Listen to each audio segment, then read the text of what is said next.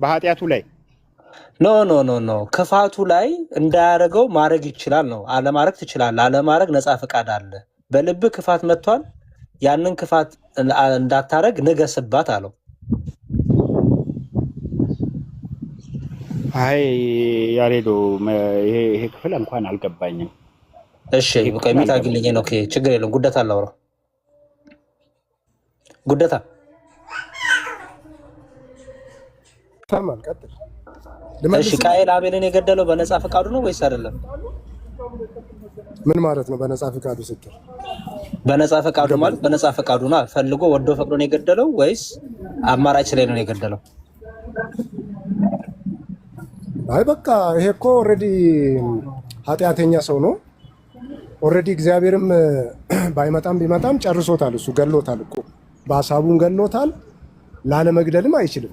ታዲያ እግዚአብሔር ለምንድን ነው ንገስባት ያለው? እዚህ ገመጣማ ንገስባት ለምን አለው? እግዚአብሔር ብልም አለመግደል አይችልም ይሄ ሰው በቃ ኦልሬዲ። እግዚአብሔር ታዲያ ዝም ብሎ ድራማ ነው የተሰራ ያለው እዛ ጋር? ምክንያቱም ነፃ ፈቃድ የሚባል የለማ እዚህ ጋር ከየት አመጣ ነው? ኦይ ይሄው ንገስባት የሚለው ነፃ ፈቃዱ ነው። ንገስባት ይላል። እሱ ንገስባት ያለበት እንትን እዚህ ቦታ ላይ ቃየል ያንን ነገር አለማድረግ ይችላል ወይ ነው? አዎ ንገስባት። ታዲያ እግዚአብሔር ዝም ብሎ እግዚአብሔር እየቀለደ ነው ንገስባት ሲለው? ጉደታ ንገስባት ማለት ነው። አድምጠኝ መሀል አትግባ። ንገስባት የሚለውን ፍታልኝ። ጉደታ ጥያቄው ላይ ብቻ ፎከስ ታርግ። ወይ አንተ መልስ፣ በቃ ራስህ መልስ። እኔ አልመልስም እየጠየቁ ነው። እንዳላወራም አትመልስ። እሺ ንገስባት የሚለውን መልስ። አድምጠኝ። ቃየል ብቻ አይደለም መዓት ሰዎች ከውድቀት በኋላ መልእክት ይመጣላቸዋል፣ ግን አለማድረግ አይችሉም። አለመመለስ አይመለሱም። ከዛ በቃ እኔ ንገስባት የሚለውን መልስልኝ አልኩ። ይሄ ግን ለማንኛውም ከነገረ ድነት ጋር አይገናኝም። ይሄ ንገስባት የሚለውን መልስልኝ። ስለ ድነት ነው እያወራን ያለ ነው። አይ ለምሳሌ አይደለም፣ ዝም ብሎ ነፃ ፍቃድ አይደለም። አይ ጉደታ በድነት ጉደታ ለምሳሌ ቆይ ሲሳይ አትግባ፣ አንተ አትግባ። እሱ ራሱን ችሏል እኮ። እሺ በጨዋታሽ ተካሽ። እሺ አውራሽ ችግር የለውም። ጉደታ ያው ይቆጣል። ያሬድ ስማኝ አንዴ ጥያቄን መልስልኝ። መጀመሪያ አልሰማህም መሰለህ? ሲንገባ ሲወራ የነበረው ያድስ ጥያቄ መልስልኝ። ሰዎች እምነትን የሚቀበሉት በነፃ ፍቃድ ነው ወይስ ተገዶ ነው? እንደዚህ ነው። በቃ እሱን አውራ አንተ። ጥያቄ መልስልኝ። ራስም ንገረን። ንገስባት ማለት ነው። ንገስባት ጉደታ አንድ ጊዜ ያሬዶ አንዴ ነው ክስቷል ብሎ አንዴ ነው ዝም ብለህ እንድታወራ አንድ በጌታ አይገናኝም። በቃ እኔ በጌታ አንድ ሰው ጋር በጨዋነት እናውራ። አሁን እኮ አዎ በጀሽ እሺ ጉደታ ሳትቆጣ ምናምን ሌላ ቃላቶችን ለመናገር ወደ አጀንዳው ተመለስ። ወደ ድነት ወደ ዘላለም ሕይወትና መልስልኝ። ነፃ ፈቃድ አዳም ከበደለ በኋላ ነፃ ፈቃድ አለ ወይስ የለውም? በቃ ሲሳው እንግዲህ ካልመለሱልኝ ምንም ጥቅም የለውም። በቃ ሻንተ የተረጋጋ እንዴ ትዕግስተኛ ጋላውራ ችግር የለውም። ጋላውራ እኔም ጋላውራ ከቤት አይ ቆይ ሲሳይ ተረጋጋ። ምን ሆኖ ነው? እሺ ኤኖክ አለ ሲሳይ እንዴ አረሚት አይደለም ምን ያወርዳሉ አባቴ አንተ ሚዩት ነው እንደሚያሳስብ? እኔ ከገስታ ወርዳለሁ። ሚዩት ነው እንደሚያሳስብ? ሚዩት ለምን ታደርገኛለህ? እኔ ለምንድን ነው የሚቆጣው? እኔ እኮ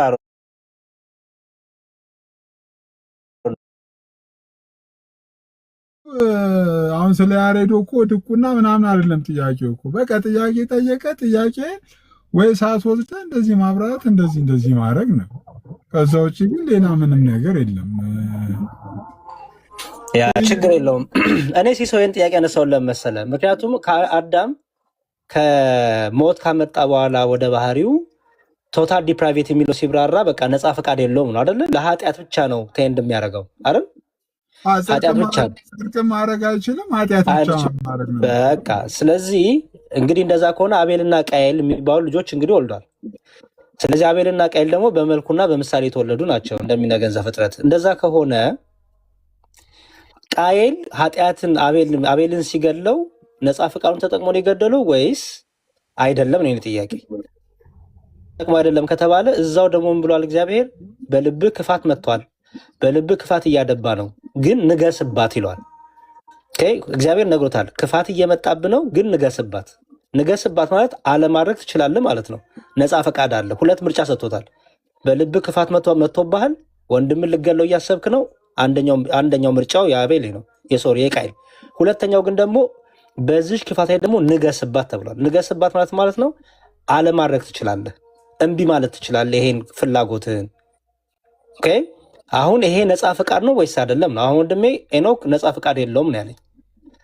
ኤኖክ የምቀጥል ከሆነ ይሄን ሀሳብ አብራራልኝ። ንገስባት ማለት ነው መዝሙር እስቲ ቆይ አንዴ ኤኖክን ቼክ ላድርገው። እሷ አይደል መጀመሪያ እንትን አልኩት ሶቨርን ከዛ ትቀጥላላችሁ፣ ችግር የለውም። በቃ አለው አጭር ነው። ሶቨርን ትቀጥላለህ አንተ።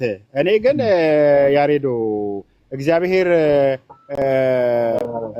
ንገስባት ብሎ ስል ያለማድረግም ትችላለህ ብሎ እያለው ነው እያልክ ስለሆነ ንገስባት እያለ ፈጽም እያለው ነው፣ ጨርሰው እያለው ነው ወይስ አለማድረግም ትችላለህ ፍሪ ዊል ስላለህ እያለው ነው?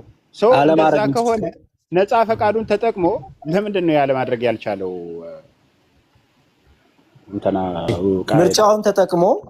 ምርጫውን ተጠቅሞ ቃየልን መግደል አቤልን መግደል ምርጫው አደረገ። ልክ አቤል ለምሳሌ መልካሙን ነገር ሲያደርግ በነፃ ፈቃዱን ያደረገው፣ ምክንያቱም አቤልም ቃየልም ከአባታቸው ከአዳም የተወለዱ ናቸው። ስለዚህ አቤልም መልካም ነገር ሲያስብ፣ ጻድቅ ሲሆን፣ ክፉ ነገር ከልቡ ሲያወጣ፣ የወንድሙ አይነት ህይወት ሳይኖረው ሲቀር እግዚአብሔር በቃ እንዲያው ለአንተ ይሄ እሱ ይሄ ብሎ ሳይሆን ተወስኖባቸው ነፃ ፈቃድ ሳይኖራቸው ሳይሆን በነፃ ፈቃዱ አቤል ያንን ነገር መረጠ። ይሄኛውም ቆይ ትልቁ ላገኝ ሲሶ አንዴ መጽሐፍ ቅዱስን ባሳይተው ነው እኮ ያሬዶ እኛ እኮ እያልን ያለ ነው ፍሪ ዊል ከምን አንጻር ነው ይሄ ሰው ለምንድን ነው ያልዳነው ብዬ የጠየቅኩ ነው። አንተ ደግሞ ፍሪ ዊል ስላለው ነው እያልክ ነው። ኃጢአት የነገሰበት ልብ እግዚአብሔርን ወደ እግዚአብሔር መምጣት ወይም ደግሞ ወደ መዳን መምጣት አይችልም እያልን ያለ ነው እንጂ ሰውየው ፋይናሊ ሰው ገሏል፣ ወንድምየውን ገሏል። በነፃ ፈቃዱ ነው አይገደለው። አንተ በነፃ ፈቃዱ የገደለው የምትለው ወይስ አይደለም? አመፅን ለመስራት ነው ያ ፈቃድ። በኃጢአት የታሰረ ስለሆነ ጽድቅ ለመስራት አይደለም እያልን እኮ ነው ያወራን ያለ ነው። እንደዛ ከሆነ እግዚአብሔር ጭራሽ ምንም ነፃ ፈቃድ የሚባል ነገር የሰው ልጅ የለውም ብለን አይደለም እኮ እያወራን ያለ ነው። ነገር ግን በኃጢአት የታሰረ ነው፣ በአመፅ የታሰረ ነው፣ ጽድቅን ለማድረግ የሚችል አይደለም ብለን እያወራን ያሬዶ። ታዲያ እግዚአብሔር ለምንድን ነው ንገስባት? ላንብብልህ ቃሉን ይኸውልህ ምን ይላል? ይኸው ከብዙ ቀን በኋላ ዘፍጥረት 4 ላይ ነው ይሻሉት። ዘፍጥረት 4 ከብዙ ቀን በኋላም ቃየን ከምድር ፍሬ ለእግዚአብሔር መስዋዕትን አቀረበ፣ አቤል ደግሞ ከበጎቹ በኩራትና ከስቡ አቀረበ። እግዚአብሔርም ወደ አቤል ወደ መስዋዕት ተመለከተ፣ ወደ ቃየንና ወደ መስዋዕቱ ግን አልተመለከተም። ቃየንም እጅግ ተናደደ፣ ፊቱ ጠቆረ። እግዚአብሔርም ቃየንን አለው፣ ለምን ተናደርክ? ለምንስ ፊት ጠቆረ? መልካም ብታደርግ ፊትህ የሚበራ አይደለምን? አስተውል። መልካም ብታደርግ ፊትህ የሚበራ አይደለምን? መልካም ባታደርግ ግን ኃጢአት በደጅ ታደባለች፣ ፈቃዷ ወደ አንተ ነው፣ አንተ ግን በእርሷ ንገስባት። ኦኬ ላምብል ድጋሚ።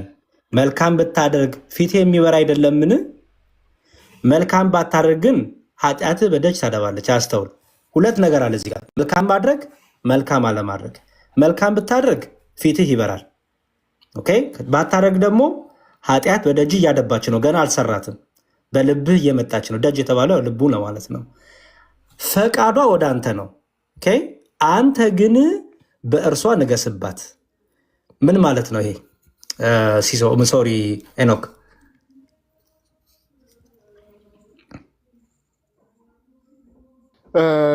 ከሶቨሬን ጋር አውሩ። በቃ እኔ ጨርሻለሁ ያሬዶ። እሺ ችግር የለውም። እሺ ሶቨሬን እሺ ከኔ ጋር እናውራ፣ ግን ተመጣጣኝ ታይም ይዘን ነው እንጂ ዝም ብለህ ብቻህን እያወራ አይደለም።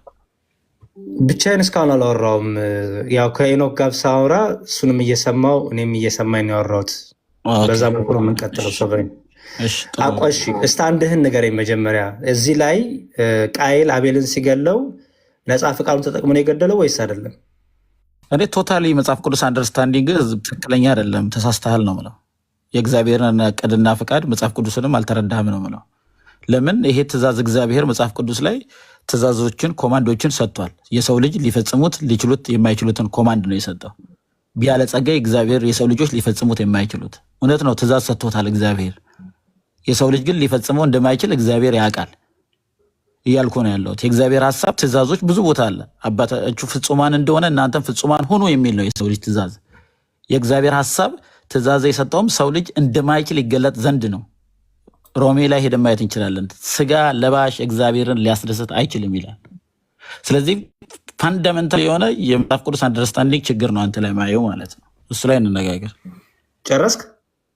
የስ ጥሩ። ጥያቄ ላስታውስ ድጋሚ። ዘፍጥረት 4 ላይ ነው ያለሁት። ዘፍጥረት 4 ከቁጥር 5 ጀምሮ ያለውን እያነበብኩኝ ነው እና ዘፍጥረት ላይ ፎከስ አድርገህ አውራኝ ፕሊዝ። ምን ይላል? እግዚአብሔርም ቃይንን አለው። ቁጥር 6 ላይ እግዚአብሔርም ቃይንን አለው፣ ለምን ተናደቅ? ለምንስ ፊት ጠቆረ? መልካም ብታደርግ ፊት የሚበራ አይደለምን? መልካም ባታደርግ ግን በደጅ ኃጢአት ታደባለች። ፈቃዷም ወደ አንተ ነው፣ አንተ ግን በእርሷ ንገስባት። ቃየል አቤልን የገደለው በነፃ ፈቃዱ ነው ወይስ አይደለም? በዚህ ንባብ መሰረት አይደለም፣ በነፃ ፈቃዱ ነው። በነፃ ፈቃዱ አይደለም ስለ በነፃ ፈቃዱ ነው። ግን አቤል በነፃ ፈቃዱ ብቻ አይደለም። እንዴት እንደሆነ ዮሐንስ ነግሮናል በመልእክቱ። ዮሐንስ ከክፉ ስለነበር ቃየል ከክፉ ስለነበርም ነው። እውነት ነው፣ በስራው በፈቃዱ ነው የገደለው። ፈቃዱን ግን ድራይቭ ያደረገው ሶርስ አለ። አንደኛ ዮሐንስ ሄደን ማየት እንችላለን። ላንብበው ነው የአንደኛ ዮሐንስ መልእክት። እዚህ ጋር ዮሐንስ መልእክት ምዕራፍ 3 ቁጥር 12 ከክፉ እንደነበረ ወንድሙንም እንደገደለ እንደ ቃየል አይደለም ይላል። ከክፉ የሚለውን ያዘርልኝ ምን ማለት ነው? አብራራ። ሶርሱ ከክፉ እንደነበር፣ ክፉ ማን ነው? ከዲያብሎስ እንደነበር። ስለዚህ ኦልሬዲ ኢቭል ኮንትሮል ያደረገው እንደነበር ይናገራል። ኖት አስ ቃየል who was of that wicked one ይላል። ሶቨሪን እኔ ያልገባኝ ነገር አሁን እንድታብራሪ የምፈልገው ወንድሜ፣ እዚህ ጋር ነፃ ፈቃድ አለው ወይስ የለውም? ምክንያቱም እዚህ ጋር በእርሷ ላይ ንገስባት ይላል አይደለ? ስለዚህ ወንድሙን አለመግደል ይችል ነበር ወይስ አይችልም? አይችልም። ወንድሙን መግደል ብቻ ነው ምርጫው? ከክፉ ስለነበር እግዚአብሔር ካረዳው በጣም ጥሩ። ጠይቀኛል። ጥያቄን በደንብ ጠይቅና በትክክል እግዚአብሔር ሁለት ነገር እዚህ ጋር ሲነግሮት ያለ፣ አንደኛ መልካም ብታደርግ ፊት የሚበራ አይደለምን? መልካም ባታደርግ ግን ይላል። ሁለት ነገር አስቀምጦለታል። መልካም ብታደርግ ፊት ይበራል፣ መልካም ባታደርግ ደግሞ ኃጢአት በደጅ ተደባለች። ገና ኃጢአትን አልሰራትም፣ ገና በውስጡ እየተመላለሰች ነው። ግን እግዚአብሔር መጣና መልካም ብታደርግ ፊትህ ይበራል አለው። ካላረክ ግን ኃጢአት በደጅ ታደባለች አለውና ፈቃዷም ወደ አንተ ነው፣ እየፈለካት ነው። ያችን ነገር ለማድረግ ዲዛይሩ እየመጣ ነው። አንተ ግን በእርሷ ላይ ንገስባት ይላል። በእርሷ ንገስባት ማለት አታርጋት ማለት ነው። አለማድረግ ትችላለህ፣ ፈቃዷን አለመፈጸም ትችላለህ ብሎ እግዚአብሔር እየሰጠ ነው። አንተ ደግሞ ምን አልከኝ? አይ መግደል ብቻ ነው አማራጩ እያልከኝ ነው። ወይም መግደል ብቻ ነው ያለው ነፃ ፈቃድ ምንድን ነው ፈቃዱ እያልክ ነው። ሰው ይሄንን ፍታልኝ ፕሊዝ። እሺ፣ ይሄ የእግዚአብሔር ትእዛዝ ነው። ይሄን እግዚአብሔርን ማስደሰት ጠብቆ እግዚአብሔርን ማስደሰት ነው አማራጩ። ወይ ለእግዚአብሔር መታዘዝ ነው ወይም ደግሞ ለእግዚአብሔር አለመታዘዝ ነው። መጽሐፍ ቅዱስ ግን እግዚአብሔር ትእዛዛትን ሰጥቶናል፣ ፐርፌክት እንድንሆን ህጉንም ሰጥቶናል እንድንጠብቅ። በዚህ ህግ ጠብቁ ትድናላችሁ ብሎ ለእስራኤል እግዚአብሔር ህግ ሰጥቷል። እግዚአብሔር ህግ ሲሰጥ ነው የቆየው፣ ሲናገር ነው የቆየው። የሰው ልጅ ግን እያልን ያለነው እግዚአብሔር ሰጥቷል፣ ተስኖታል ነው። አቅም ግን አልነበረውም ነው። የእግዚአብሔርን ማስደሰት ሰው አይችልም። ሮሜ 8:7 ላይ ለእግዚአብሔር ህግ አይገዛም መገዛትም ተስኖታል፣ በስጋ ያሉት እግዚአብሔርን ደስ ሊያሰኙት አይችሉም ይላል። አይችሉም፣ አቢሊቲ ነው፣ አቅም የለውም። እውነት ነው፣ እግዚአብሔር ተናግሯል፣ ሰጥቷል ትእዛዝ። መስጠቱ ግን አቢሊቲ ስላለው ነው የሚል ኮንክሉዥን ላይ አይደርሰንም። በታሪክ ውስጥ እግዚአብሔርን ደስ ያሰኙ ሰዎች የሉም በመጽሐፍ ሲሶ ቆይ መሀል አትግባ። ለምን መሰለህ ሲስ አሁን አይ ዶንት ቲንክ ሶቨሪን ወንድሜ ፕሊዝ ይኸውልህ፣ አሁን እዚህ ጋር የተሰጠው ህግ አይደለም የተሰጠው፣ ይሄ ትእዛዝም አይደለም።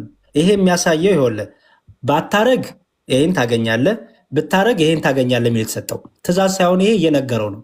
እግዚአብሔር አዋቂ ስለሆነ ሁሉን የሚያውቅ ስለሆነ መጣና ወደ ቃየል በልብ ይሄ አለ። ምክንያቱም በልብ ያለውን እግዚአብሔር ብቻ ነው የሚያውቅ። አሁን የምናወራው ስለ ሙሴ ህግ አይደለም የምናወራው፣ ስለተጻፈው ህግ አይደለም የምናወራው፣ ገና ስለ አቤልና ስለ ቃየል ነው የምናወራው።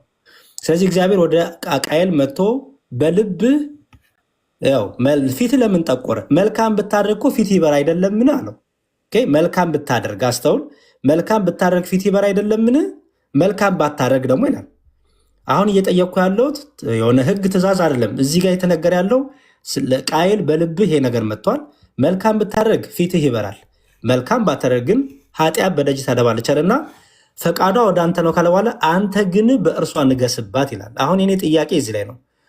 ወደ ቃየል ክፋት መጥቷል። እግዚአብሔር መጣና ክፋት በልብ መጥቷል።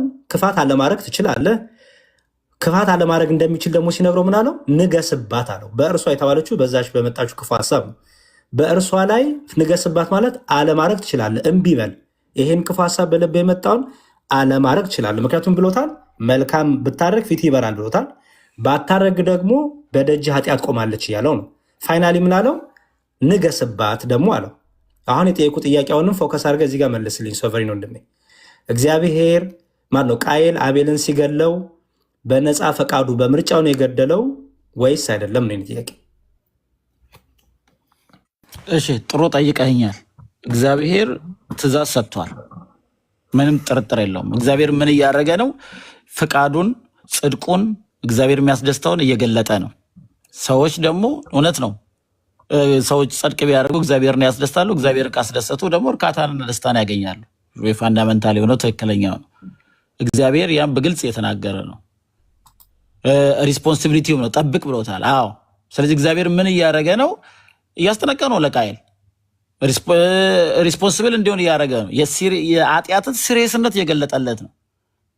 ይሄን አድርግ፣ ይሄን ካረክ እንዲህ ትሆናለህ፣ ይሄን ምናምን ብሎ ቁጭ አድርጎ እየነገረው ነው። ነገር ግን እኛ እያልን ያለ ነው ወይም መጽሐፍ ቅዱስ ሙሉ ሀሳቡ የሰው ልጅ አቢሊቲ የለውም፣ አቅም የለውም፣ ወደ እግዚአብሔር ሊመጣ አይችልም። ልጁን አሳልፎ የሰጠበት ክርስቶስ ኢየሱስን መስቀል ላይ የገደለበት ምክንያት የሰው ልጅ ኢናቢሊቲ ነው፣ እግዚአብሔርን ማስደሰት አለመቻል ነው።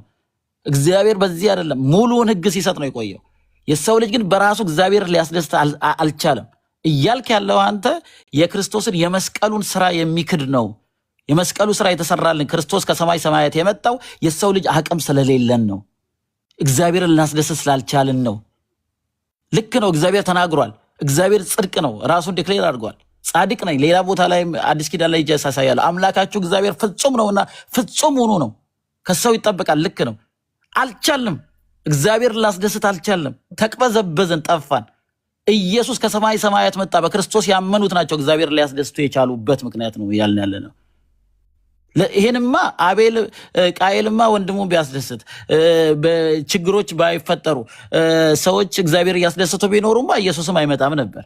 እኛም እንደጠፋን አንቀርም ነበር። የኃጢአት ክፋት ሲሪየስነት፣ በአዳም ምክንያት የገባብን የኃጢአት ሲሪየስነት አለመረዳት ነው እያልኩ ነው ያለሁት። አዎ አቤል አልቻለም፣ ቃየል አልቻለም። አዎ አልቻለም። ቆይ ቃየል አልቻለም። ይሄን ሲነግረን ግን ዮሐንስ በአዲስ ኪዳን ሲነግረን ቃየል ከክፉ ነበር ይላል። ከክፉ። ስለዚህ ቃየል በራሱ ነው እንደዚህ ያደረገው፣ የራሱ አቅም ነው እንዳንል ነገረን። ቃየል ከክፉ እንደነበር አለ። ሶርሱን ነገረን። በእርሷ ንገስባት ማለት ነው። ኦፍኮርስ ምንም እኮ ነገርኩ እኮ አልቻለም አልኩ። የእግዚአብሔር ፈቃድ ነበር ኃጢአትን አለማድረግ። በእርሷ ንገስባት መታዘዝ። በእርሷ ንገስባት ማለት ነው። ምን ማለት ነው? በእርሷ ንገስባት ሙሉን አንብበውና እነግርሃለሁ። ሙሉን እኮ ለ3-4 ጊዜ አነበብኩ። ይሄ ብቻ ከዛ በፊት ያለውን የራሱ ይመልሰዋል። እሺ ሙሉን ሴንቴንስ ሳይሆን ይሄ ቁጥሩን ብቻ። እሺ ከዚህም ጀምር ከፈለግ። ዛት ፋይን። መልካም ብታደርግ ፊትህ የሚበራ አይደለምን? እሺ ምን ማለት ነው?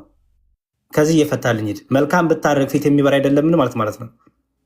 ፍታው አንተ። ምን እንግዲህ እኔ ለምን ፈተልሃለሁ? አንተ ነህ ጥያቄ ጠየቀኝ ያለው እኮ። ስለዚህ የጠየቅኩ ነው መልስልኛ። እየጠየቅኩ ስለሆነ መልካም ብታደርግ ፊት የሚበራ አይደለም። መልካም ብታደርግ አትሸሽም፣ አትሸማቀቅም፣ እንደው ደስታም ካንተ አይርቅም ማለት ነው። መልካም ስለዚህ መልካም ብታደርግ ማለት መልካም ማድረግ ነፃ ፈቃድ አለ ማለት ነው አይደለም እንዴ? መልካም አይደለም። ይሄ ኢንስትራክሽን ነው፣ ነገርኩህ እኮ የእግዚአብሔር ትእዛዝ ነው። ትእዛዝ አድርግ ነው። ትእዛዝ ሶቨሪን አድርግ ነው። ትእዛዝ የሚባለው አድርግ ነው። ይሄ ምንድን ነው?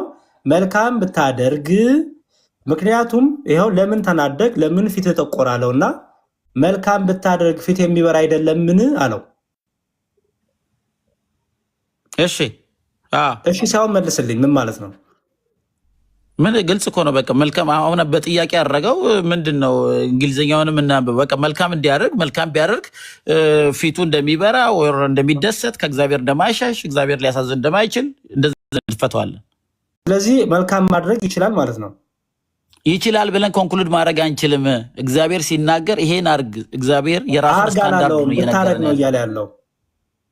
አዎ ቢያረግ እንደዛ ይሆናል። አሁን ለምሳሌ ሰዎች ስለዚህ ማድረግ ሰው እግዚአብሔር ቆቆልንገር አሁን በክርስቶስ ያልሆነ ሰው ኤግዛምፕል ልንገር። በኤግዛምፕል ግልጽ ከሆነ በክርስቶስን ያላገኘ ሰው ኃጢአትን ባያደርግ እግዚአብሔርን ደስ ማሰኘት ቢችል ከዝሙት ከምናምን ቢሸሽ ቆይ ደስ ሊለው ይችላል። ግን ሰው ሳይፈልግ ነው ኃጢአት ውስጥ የሚዘፈዘፈው። ገና አቤልና ቃየል ጋር ነው ያለሁት። ምክንያቱም ቶታል ዲፕራቪቲ ተጀመረ የምትሉት ከአዳም ጀምሮ ስለሆነ ወደኋላ እጄ ነው። አቤልና ቃየል ጋር ነው ያለሁት። ፕሊዝ እዚህ ፎከስ አድርጋ አውራኝ። እዚህ ጋር ቃየል መልካም ብታደርግ ፊትህ የሚበራ አይደለምን ሲለው እግዚአብሔር ነፃ ፈቃድ ምርጫ እንደነበረው መልካም ማድረግ እንደሚችል እየነገረው ነው ወይስ አይደለም? ነገርኩ እኮ እሱን በግልጽ እኮ ምን ነገር አሰማኝም።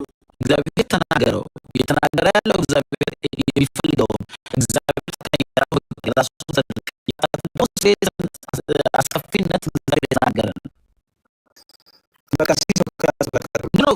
ለምን አትገኝ ማለት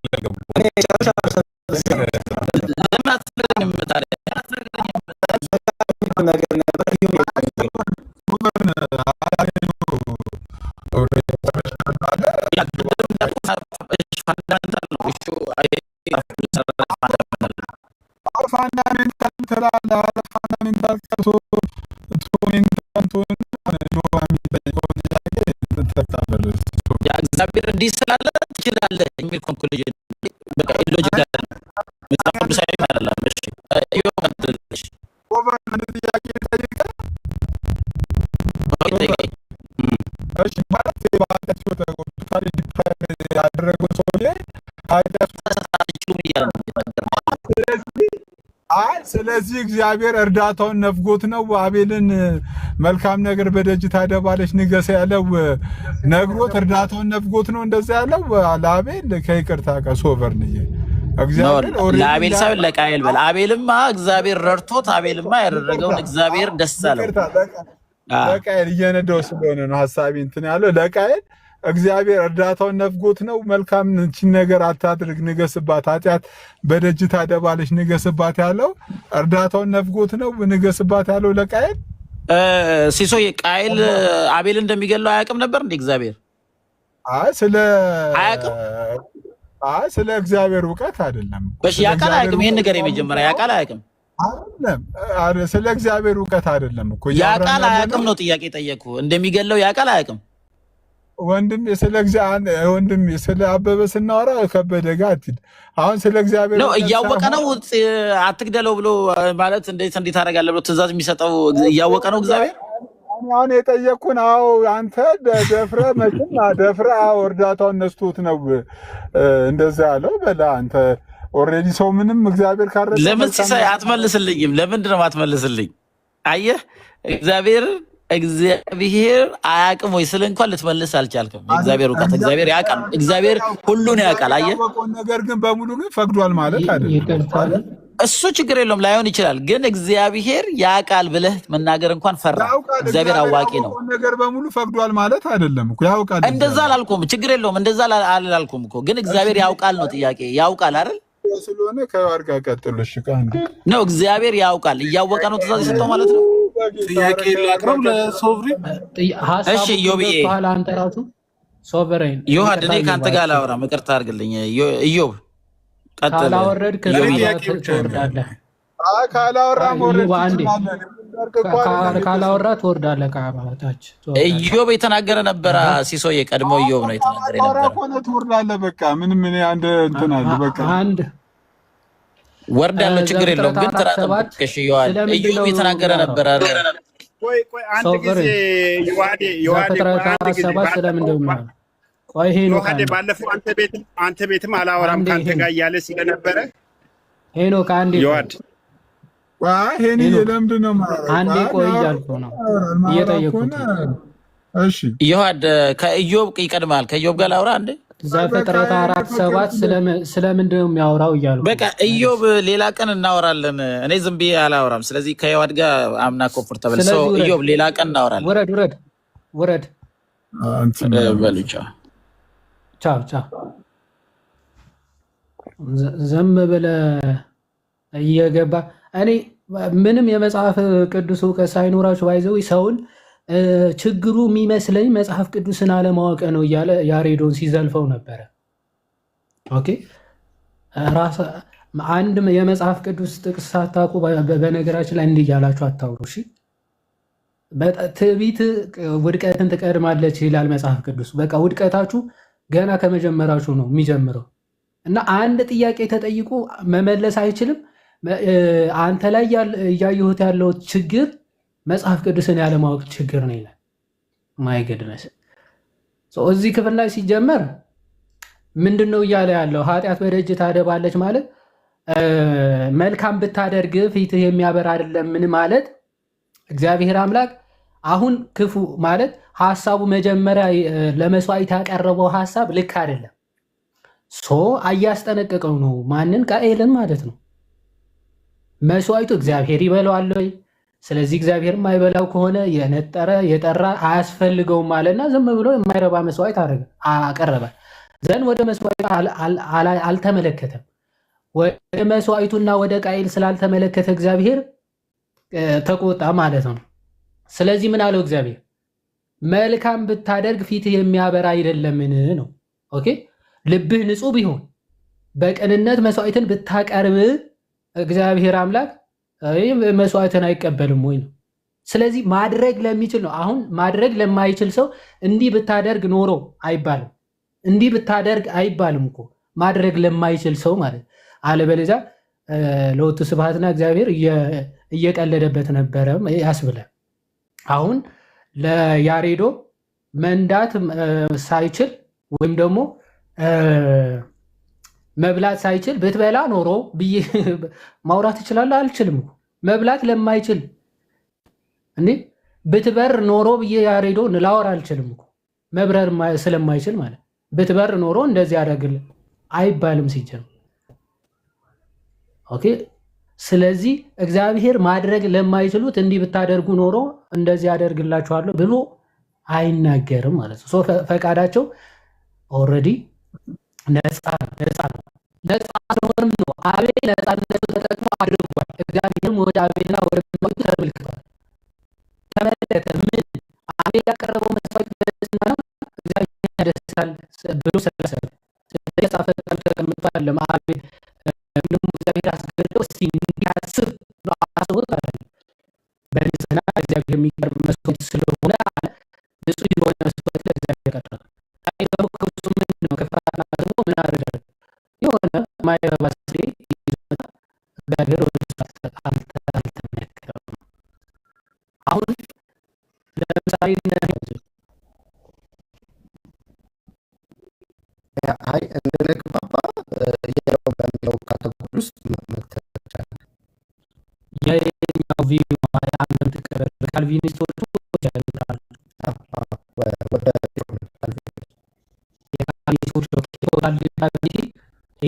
አንኮንዲሽናሊዜሽን ምናምን በሚለው ነው የተቀበለው ማለት ነው። ኤሌክሽኑ ከክርስቶስ በፊት አለው ወይስ የለም? ክርስቶስ በፊት ለተማክራሪ ዘላለማዊነት በሱ ውስጥ ከክርስቶስ በፊት የነበሩ ሰዎችም በምርጫው ያሟሉ ማለታችን ነው። ምን ማለት ነው? ዳግም ልደት ነው። ጀነሬሽን መፍታት አለብን ብላል። አሁን መፍታት አለብን ተው።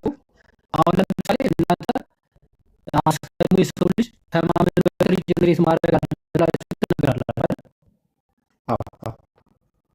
እሺ ሪጀነሬት ማለት ያለበት ማለት ነው። ዳግም መውለድ አለበት። ያ ዳግም ሲወለድ ከእግዚአብሔር ነው የሚወለደው ወይስ አይደለም? ከምን ነው የሚወለደው ዳግም? ከእግዚአብሔር ነው የሚወለደው። ግን የትኛው ስቴጆች አሉ? ኖ አይደለም፣ አይደለም፣ አይደለም። ያለበት መጀመሪያ የሚያደርገው እሱ እኮ ነው እያልኩ ያለሁት ዮሐዴ። አሁን ከተረዳኸኝ ይሄ ሪጀነሬሽን የምንለው ለምሳሌ የመጀመሪያው አሁን ለመረዳት የሞከርኩ ነው። መጀመሪያ መጥቶ ስጋው ኦኬ ሪጀነሬት ነው የሚያደርገው ከማመኑ በፊት አይደል? ይሄ እምነታችሁ ነው። አይ ተከተል የለውም እኮ ዮሐዴ። እሱ ጋር እኮ አለው አንተ ሪፎርምድ ከሆንክ ሪጀነሬሽን ሴዝ የሚል ትምህርት የላችሁም እኮ። አይ ነው ይሄ ቅደም ተከተሉ እንደዚህ ልታረው በምትችለው ወይም ደግሞ ዛሬ እንትኑ ቀድሞ ጉዳይ የሚከተል አይደለም። እኔ ቀኖቹ ምናምን ዘርዝረኝ እንኳን አላልኩም። እኔ በስንተኛው ቀን እምነቱ ይመጣል በአራተኛው በወሩ አላየኩም። እኔ መጀመሪያ ግን ከማመኑ በፊት ፕሪሲድ የሚያደርገው ሪጀነሬሽን ነው ብለን አምናለን ከፌዙ በፊት። አዎ ይሄ ቅደም ተከተል ግን በጊዜ ውስጥ የሚሆን አይደለም። ስለዚህ መጀመሪያውን የሆነ መነሳቱ ሪጀነሬሽን ብለዋል ማለት ነው። እሺ ስለዚህ ከእምነቱ በፊት ሪጀነሬት ዳግም ተወልዷል። ዳግም ተወልዷል ብለን ልንጠራው እንችላለን። አዎ እንጠራዋለን።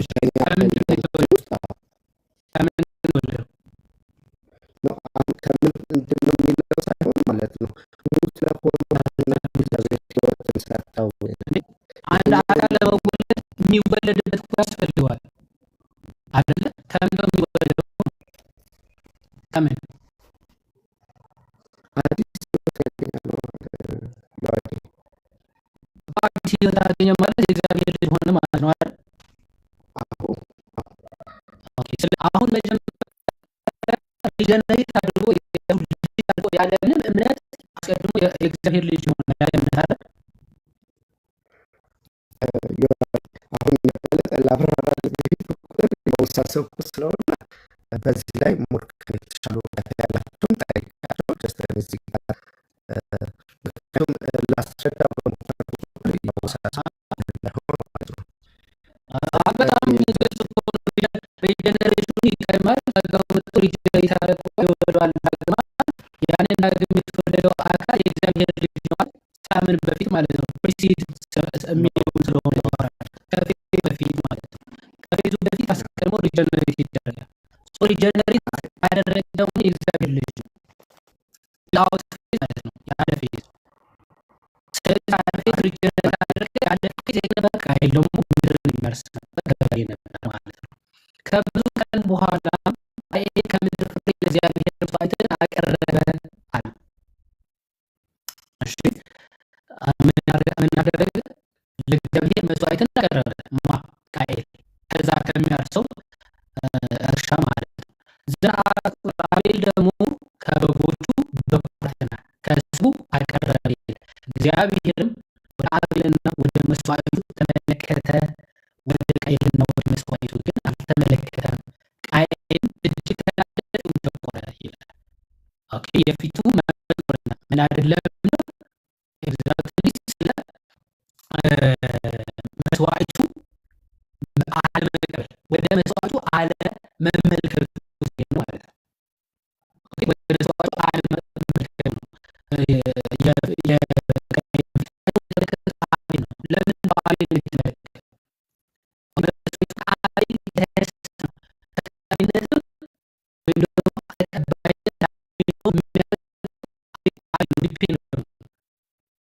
ወደ አቤልና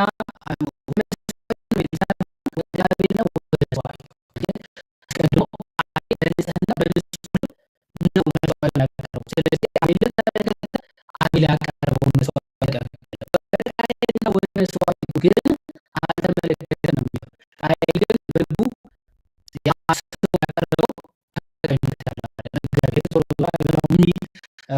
ኮሜንታሪዎቻችን ስለመራሩ እናነባለን።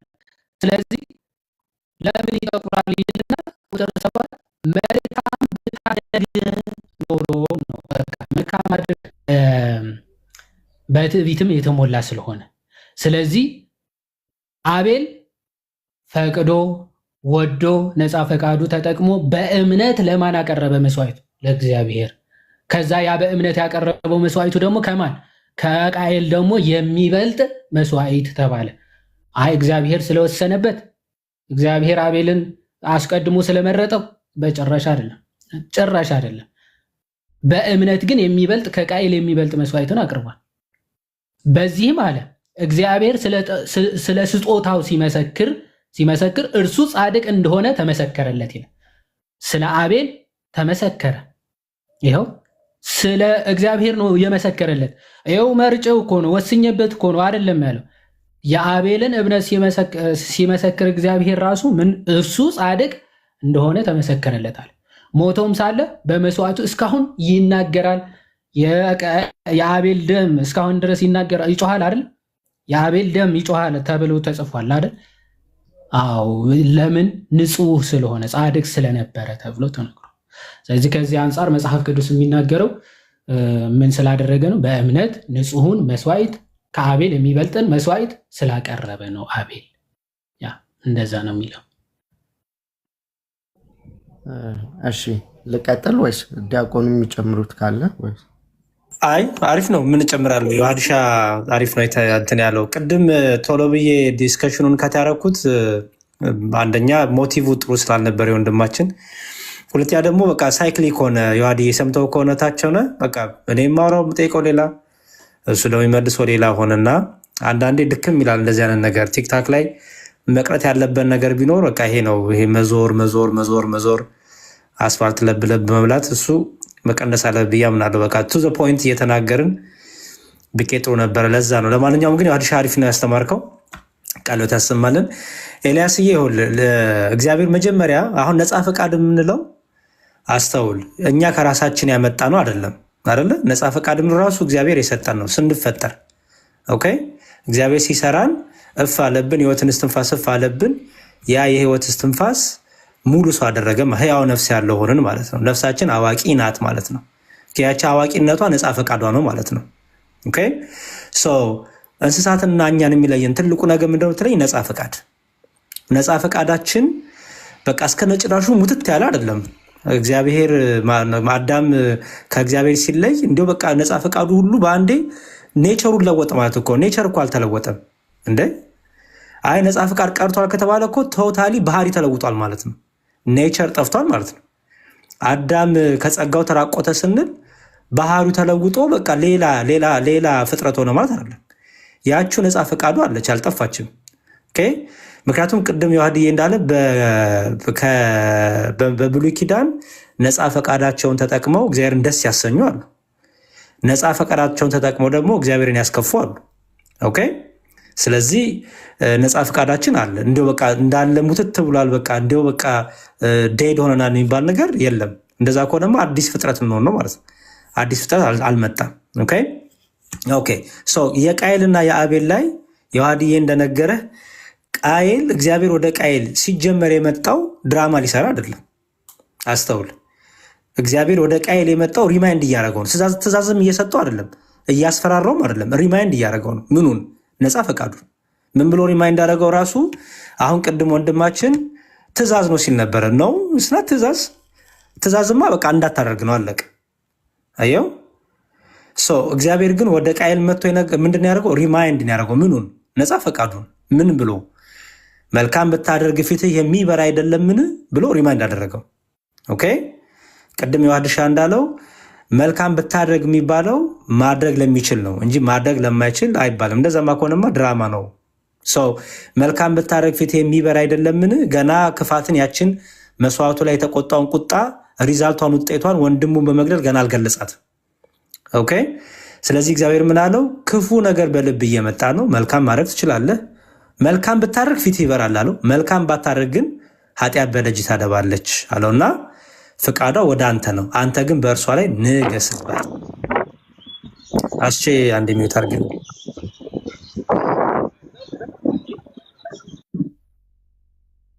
እሺ አስተውል እና አንተ ግን በእርሷ ላይ ንገስባት። አንተ ላይ በእርሷ ላይ ንገስባት ማለት ነው አለማድረግ ትችላለህ።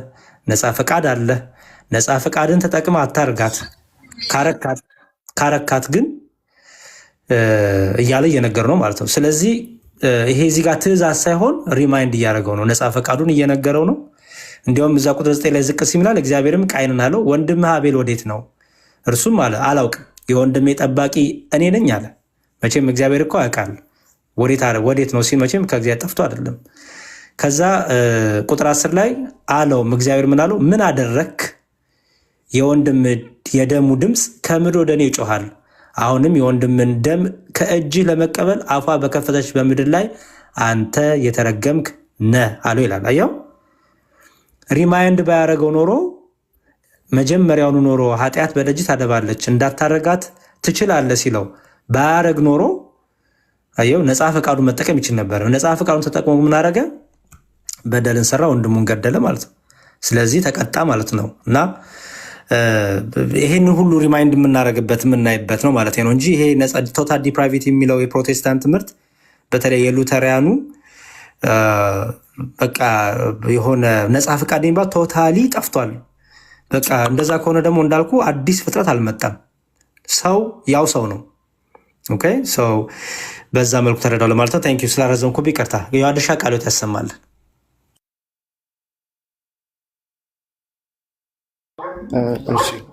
ችግር የለም። የመጡ ያሬዶ በዚህ አጋጣሚ ታብ ኮፒ ሼር አድርጉ ጋይስ። ወይኔ ወርጄ ታብ ኮፒ ሊንክ ላድርግ። እሺ ሊያስቀጥል አክሊሻ እንኳን ደህና መጣ።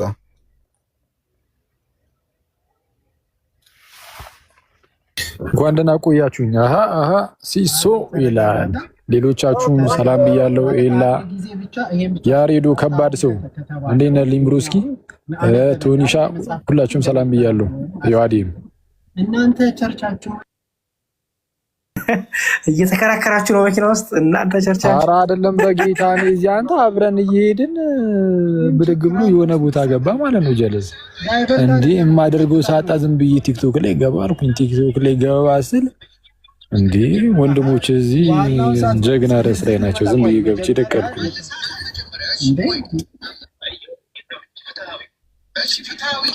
ቶኒ ብላንካ ይላል። ቶኒ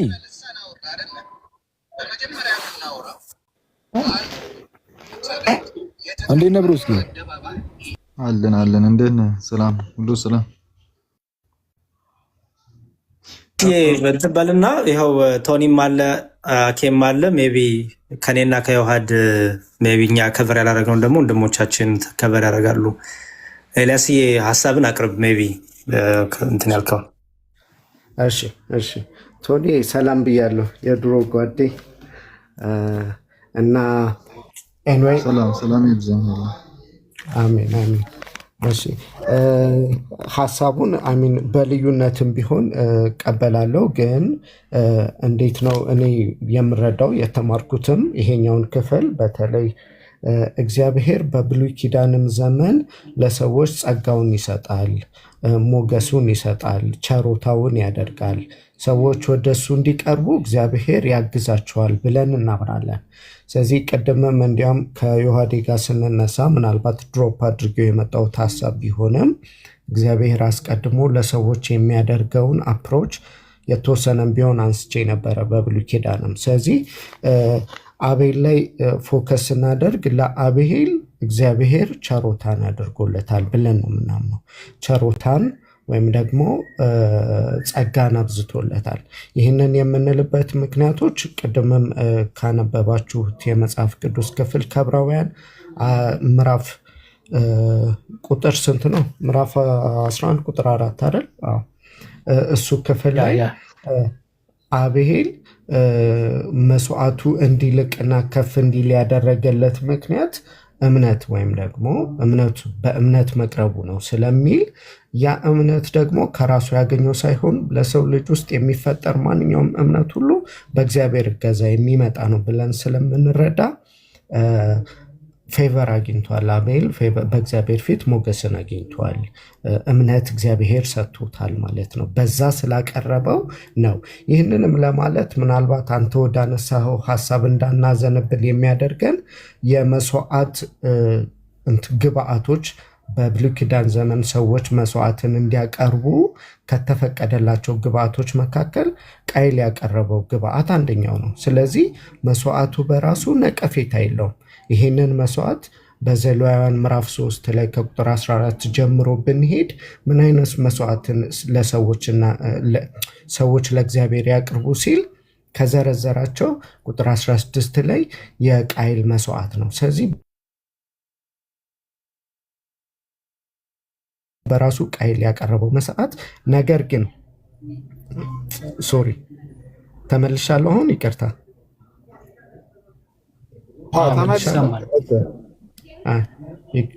ይቅርታ ስልክ ገብቶ ነበር በማል። ስለዚህ ምን ይላል ቁጥር 5 ላይ ዘፍጥረት ላይ ምንድን ነው የሚለው? እግዚአብሔር ወደ ቃየልም ወደ መስዋዕቱም አልተመለከተም ነው የሚለው። ቅድምም አቤል ላይ ቀድሞ እግዚአብሔር አቤልን አይቷል ይለን ነበረ፣ አንስተዋል። ዋዴም ወደ ቃየል አልተመለከተም።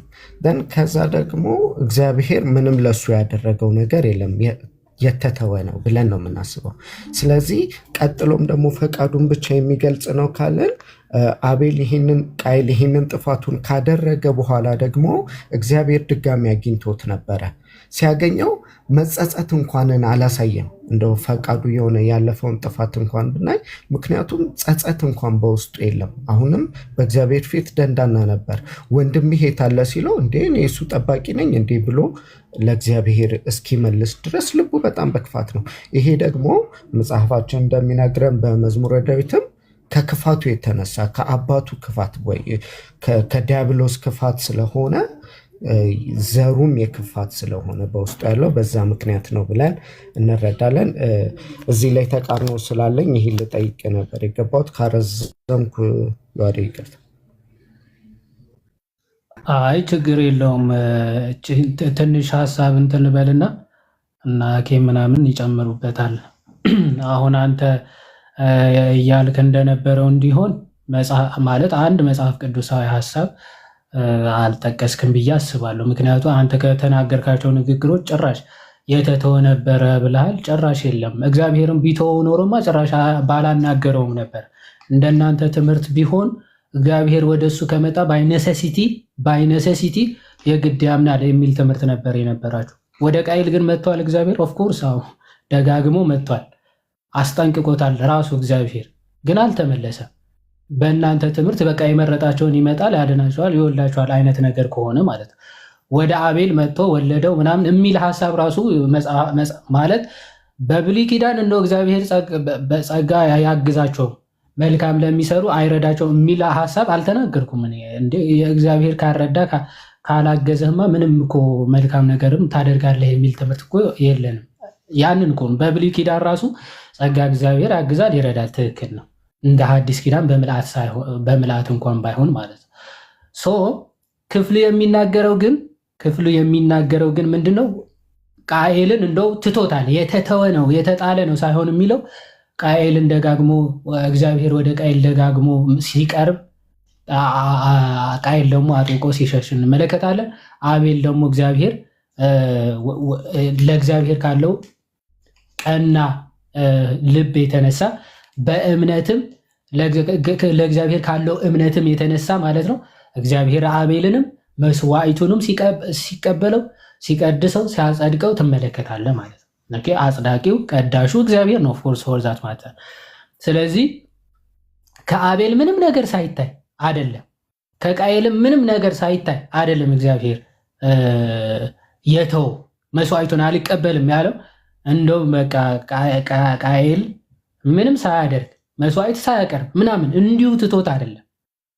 ኦኬ እንደዛ የሚል ሐሳብ ጭራሽ መጽሐፍ ቅዱስ ላይ ስለሌለ አቤልንም እንደው ምንም እምነቱም ሳይታይ ነፃ ፈቃዱ ሳይታይ ምንም እንደው ዝም ብሎ በቃ አቤልን መርጫለሁ ቃየልን እንደዛ አይነት ሐሳብ አይደለም።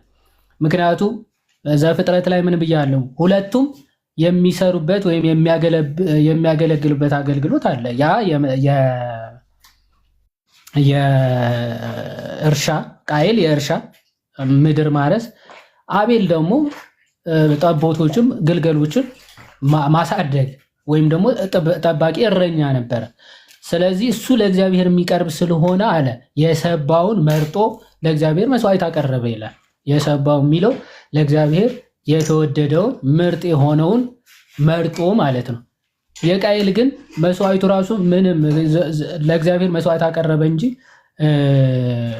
የመስዋዕቱ አይነት ያልተገለጸበት ምክንያት ምንም የረባ ስላልሆነ መስዋዕቱ ነው። አክቹዋሊ ምን አለ መስዋዕቱ ሁለቱም ካቀረቡ በኋላ ግን እግዚአብሔር ምንድን ነው የሚለው?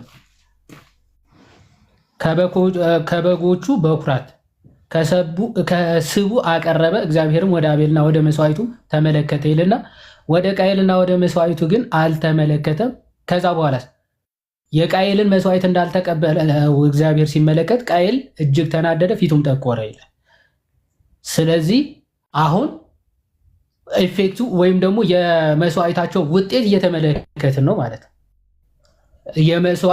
የቃየልን መስዋዕት አልተቀበለም፣ የአቤልን መስዋዕት ተቀብሏል። እሺ ለምን የአቤልን ተቀብሎ የቃየልን ተው? እንደናንተ ቃየል የተጣለ ስለሆነ አቤል ደግሞ የተመረጠ ስለሆነ ነው የምትሉት አይደል? እግዚአብሔር ግን ወደ አቤል ይመጣል። ምን አለ? እግዚአብሔርም ቃየልን አለው ይላል። ይኸው ወደ ቃየል መጣ። ጥሎታል እግዚአብሔር? አልጠራም። ይኸው ወደ ቃየል መጣ እግዚአብሔር እንዲህ አለው፣ ለምን ተናደድክ? ለምንስ ፊትህ ጠቆረ አለው። መልካም ብታደርግ ፊትህ የሚያበራ አይደለምን አለው። በቃ ማድረግ ለማይችል የተጣለ ከሆነ እንዲህ ብታደርግ እኮ ፊትህ ያበራል አይለውም። ኦኬ አይባልም። ሲጀመር እንደዚህ ማድረግ ለማይችል አሁን ለመላእክት ኃጢአት ብትሰሩ ትወድቃላችሁ። መላእክትን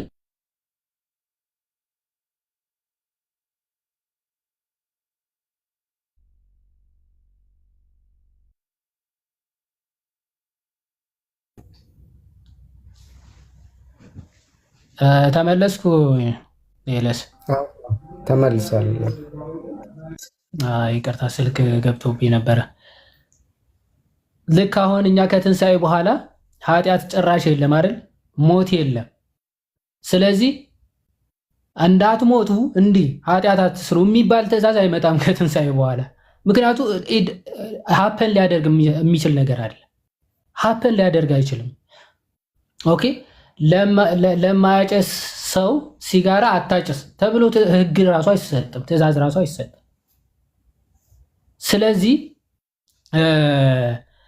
መልካም ብታደርግ ማለት ማድረግም አለማድረግም ነፃ ፈቃድ አለው ማለት ነው።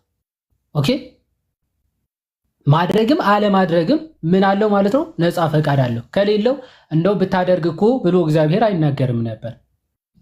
ብታደርግ ኖሮ ብሎ እግዚአብሔር አይናገርም ነበር። ስለዚህ መልካም ብታደርግ ፊት የሚያበራ አይደለም ወይ? መልካም ባታደርግ ደግሞ አየ ሁለቱም ማድረግ እና አለማድረግ ስለሚችል ብታደርግ ይሄን ፊት ያበራል። ባታደርግ ደሞስ ምን ኃጢአት በደጅ ታደባለች፣ ፈቃዷም ወደ አንተ ነው፣ አንተ ግን በእርሷ ንገስባት ይላል። ደግሞ በኃጢአት ራሱ መንገስም ጭምር እንደሚችል ኃጢአትን ማሸነፍ እንደሚችል ማለት ይሄ መልካም እያደረገ ከእግዚአብሔር ጋር እየተጣበቀ በሄደ ቁጥር ሰው እንደዚህ ማድረግ እንደሚችል የሚያሳይ ክፍል ነው ማለት ነው። ባያደርግ ሲሆን ባታደርግ ብሎታል፣ አላደረገም፣ በዛ መንገድ ሄደ። አቤል ደግሞ ያደረጋለ። ለዛ ነው ቅድም ዕብራውያን ምናል በእምነት ከማን ስለበለጠ? ከቃየል ስለበለጠ መስዋዕቱ። ስለዚህ ከዛ አንጻር መጽሐፍ ቅዱስ ይናገራል። እግዚአብሔርም ሞትንና ሕይወትን በፊትህ አኑሬአለሁ ወደ ወደድከው ምረጥ ይላል አይደል? ዘዳግም ምዕራፍ 30 ከቁጥር ዘዳግም 30 ወደ እሷን ልናገርና ምናልባት ሐሳብ ካለ ትቀጥላለህ። 30 ከቁጥር 9 እሺ፣ ከቁጥር 9 ጀምሮ ማለት ነው። ከቁጥር 9 ጀምሮ እንዲህ ይላል። ዘዳግም 39 የአምላክን የእግዚአብሔር ቃል ብትሰማ ይላል፣ ለሰዎች ሁሉ ማለት ነው። በዚህም ሕግ መጽሐፍ የተጻፉትን ትእዛዛቱንና ስርዓቱን ብትጠብቅ መጠበቅ ለማይችል ብትጠብቁ ጠብቁ ያጠብቁ ለሚባለው መጠበቅም አለመጠበቅም ለሚችል ነው። ለምሳሌ ሰው እንዲህ ብታደርጉ ብትገድሉ እንዲህ ይፈረድባቸዋል ይባላል አይደል? ሰው መግደል ከፈለገ መግደል ይችላል። ለዛ ነው። ስለዚህ ምን አለ?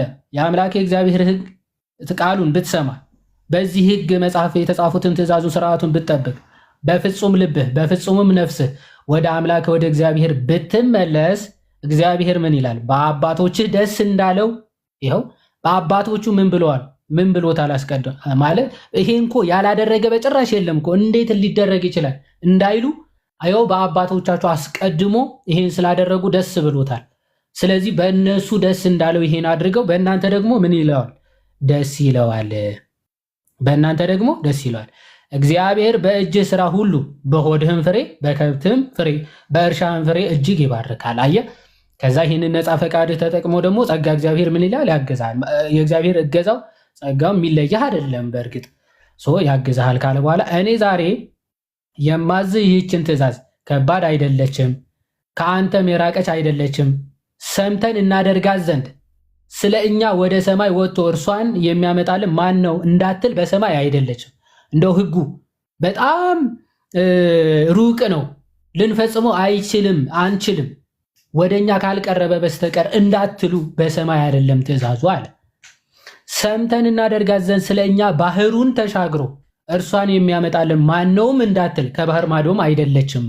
ትእዛዙ የሆነ በጣም ሩቅ ማለት ሰዎች መፈጸም እስከማይችሉት ድረስ የራቀ ትእዛዝ ሆኖ ያንን ሄዶ ማን ያመጣልናል እንዳትሉ ሰማይ ላይ ነው ያለው።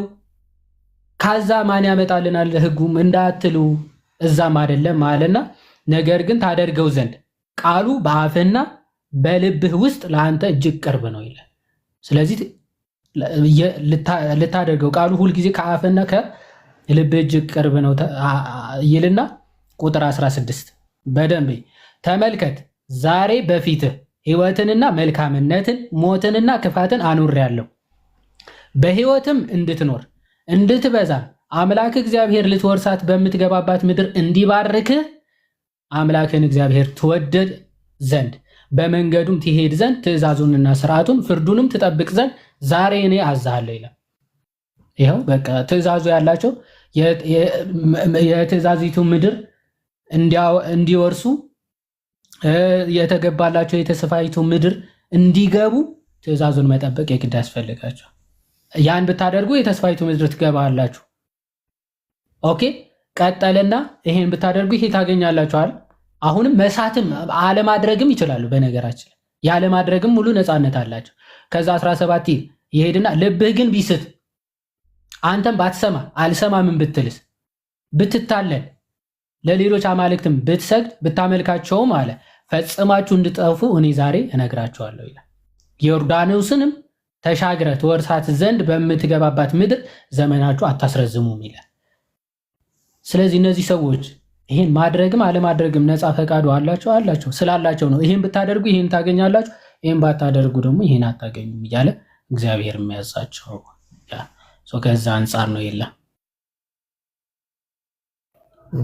እሺ ቴንኪዩ አዴ ሚን መቼስ ትረዷለህ። ተማምነን አንወርድም እዚህ ላይ የሀሳብ ምክንያቱም ያስተምሩትም ልዩነት ያተረጓጉምም ልዩነት ስለሚኖረን ግን እንደ ሀሳብ በእኛ በኩል ያለውን ምናልባት ሶቨሬንም የተወሰነ ለማስረዳት ሞክሮ ነበር።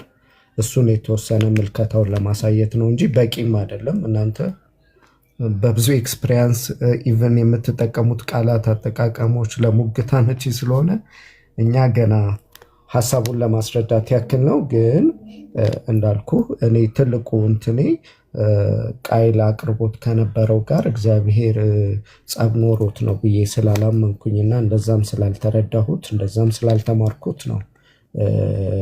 ከቁርባኑ ምክንያት ዲፎልቱ እሱ ጋር ነው የሚል ከሆነ በዛ ምክንያት ነው እንትን ያልኩት ጥያቄውን የጠየቅኩ ማለት ነው። ከዛ ውጭ የነካቸው ኦልሞስት በብዙ በአጠቃላይ በመጽሐፍ ቅዱስ ክፍል ውስጥ ያሉትን ሀሳቦች ነው። እግዚአብሔር አዎ ሰዎችን እኮ ያግዛል። እኛም እኮ እሱ ጋር ነው ስቲክ የምናደርገው። እንደምታውቀውም ሰዎችን ያግዛል። ያገዘው በምን አይነት መንገድ ነው እንዴት ነው የሚለው ላይ ነው። ስለዚህ እግዚአብሔር ሰው ካላገዘው በስተቀር ምንም ሊያደርግ አይችልም። መጽሐፍ ቅዱስ ላይ ምን ቃል አለ? የሰዎች ጽድቅ አለ። ለምሳሌ በኢሳይያስ 56 በ46 ታርመኛለህ፣ ጽድቃችን የመርገም ጨርቅ ነው ይላል። በሰዎች ዘንድ የሰው ጽድቅ አለው። ሰው ጥሩ ነገሬ ብሎ የሚሰራው ስራ አለ፣ ግን እሱ ለድነቱ በቂና ለእግዚአብሔርን ደስ የሚያሰኝ አይደለም። ስለዚህ እግዚአብሔርን ደስ የሚያሰኝ ፈቃዱን የሚፈጽም እንዲሆን እግዚአብሔር ልክ በመጽሐፍ ቅዱስ በሕዝቅኤል 36 ላይ እንደሚናገር ንጹሕን ውሃ ረጭባችኋለሁ፣ የድንጋዩን ልብ አወጣለሁ፣ የስጋ ልብ ሰጣችኋለሁ እንደሚል እግዚአብሔር በአዲስ ልብ ማንነታችንን ይቀይራል፣ ይፈውሳል፣ ያድናል። ስለዚህ ያ ማንነታችን የታደሰው አዲስ ማንነት የተሰጠን ማንነታችን ይሄ ማንነት እግዚአብሔርን ደስ ማሰኘት ይችላል። ከዛ በፊት ግን የምንሰራቸው ተግባሮች ሁሉ ግን ወደ ክፋት ያዘነበሉ ናቸው። ክፋትን የምንመርጥ ሰዎች ነበርን። ስለዚህ ለዛ ነው የኤፌሶን ጸሐፊም በመልእክቱ በበደላችሁና በኃጢአታችሁ ሙታን ነበራችሁ የሚለን። ስለዚህ ሙት ለነበረው ማንነታችን እግዚአብሔር ሕይወትን ሰጥቶ እሱን ደስ የሚያሰኘውን ነገር እንድናደርግ አግዞናል። ይሄ ጸጋው የእግዚአብሔር ይቀድማል ነው ከሁሉም የምንለው ነው። እሱን ለማለት ነው። አይኖ እኔም ማስረዘምኩኝ። አይገስ እዚህ ላይ ይብቃኝ አይደል እንዳላደግም። እሺ ላይ ጥሩ። ምናልባት ይህን ሀሳብ ልስጥና አይ ቲንክ ሲሶ ምናምን ምናልባት የሚቀጥል ከሆነ እንትን ይላል። የአሁን ያነሳቸውን ከምን አንጻር መሰለህ የምንመለከታቸው? አሁን ጸጋ እግዚአብሔር ያስፈልጋቸዋል ብለን አሁን እሱ እኮ አይደለም ትልቁ ችግራችን። የእግዚአብሔር ጸጋ ያግዛል አያግዝም እኮ አይደለም ትልቁ ችግራችን። የእናንተ ትልቁ ችግር ምንድን ነው?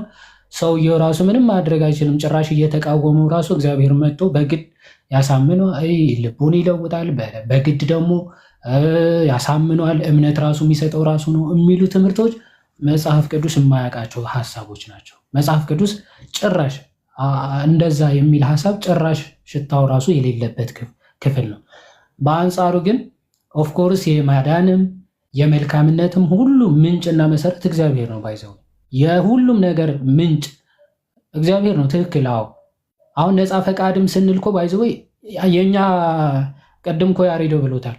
አሁን እግዚአብሔርን በመልኩና በምሳሌ ፈጠረ ሲል እግዚአብሔር የሰው ልጅን ማለት ነው መልክና ምሳሌ ብሎ ነው የሚናገረው። መልኩ በካፓዶሻና ፋዘር ስም በነ ቅዱስ ዮሐንስ አፈወርቅም ስትመለከት የእግዚአብሔር መልኩ በሰው ልጆች ሁሉ አልጠፋም። ላይክነሱ ግን ኦፍኮርስ አጥቷል፣ ወይም ደግሞ አጥቷል ላይክነሱ። ኢሜጁ ግን ዲስቶርት ወይም ደግሞ መልኩ ሊደበዝዝ ይችላል እንጂ ጭራሽ በጭራሽ ሊጠፋ የማይችል ነው ብለው ካፓዶሻን ፋዘርስ ይናገራሉ። ኢሜጅ ከእግዚአብሔር ኢሜጅነት ቶታሊ ዲስትሮይ ሆነን አልጠፋንም። የእግዚአብሔር መልካችንን አላጣነውም ቶታሊ ማለት ነው። መልክና ምሳሌ ማለት ነው። ዘን ከዛ መልክ ከሚባሉት ዋነኛው ነፃ ፈቃድ ነው። ኦኬ፣ ነፃ ፈቃድ አንዱና ዋነኛው ነው። ይሄ ግሪጎሪ ኦፍ ኒሳ የኑሲሱ ጎርጎሪዮስም እንትን የሚለው ኦን ደ ሜኪንግ ኦፍ ማን የሚለው ወይም ደግሞ በእንተ ፍጥረተ ሰብ የሚለው መጽሐፉ ላይ ምን ብሎ ይገልጸዋል? ኦፍኮርስ ኢሜጅ እና ላይክነስ አለ፣ በመልካችን እንደ ምሳሌያችን የሚለውን ያብራራና መልክ የተባለው ነፃ ፈቃድ፣ ይሄ ማሰብ፣ ማወቅ የሚሉትን ይሄ ነፍስ ባህሪያት አለ፣ ለባዊት፣ ነባቢት፣ ህያዊት የሚባሉ ከእነሱ ጋር የሚገናኝ እሱን አላጣውም የሰው ልጅ ይልና ላይክነስ ግን አጥተነዋል። ቅድስና፣ ጽድቅ ምናምን ይሄ ቸርነት፣ የዋህት ምናምን የሚባሉ እነሱ ነገሮች ግን ሰው ማለት ቶታሊ ማጣት እኮ አይደለም፣ ቶታሊ ማጣት አለ፣ እሱ ዲስቶርት አድርጓል ብለው ይናገራሉ። የሰው ልጅ ነፃ ፈቃዱ ቶታሊ ካጣው እንደ እንስሳም ሆነ ወይም እንደ ድንጋይ ሆነ ከሰውነት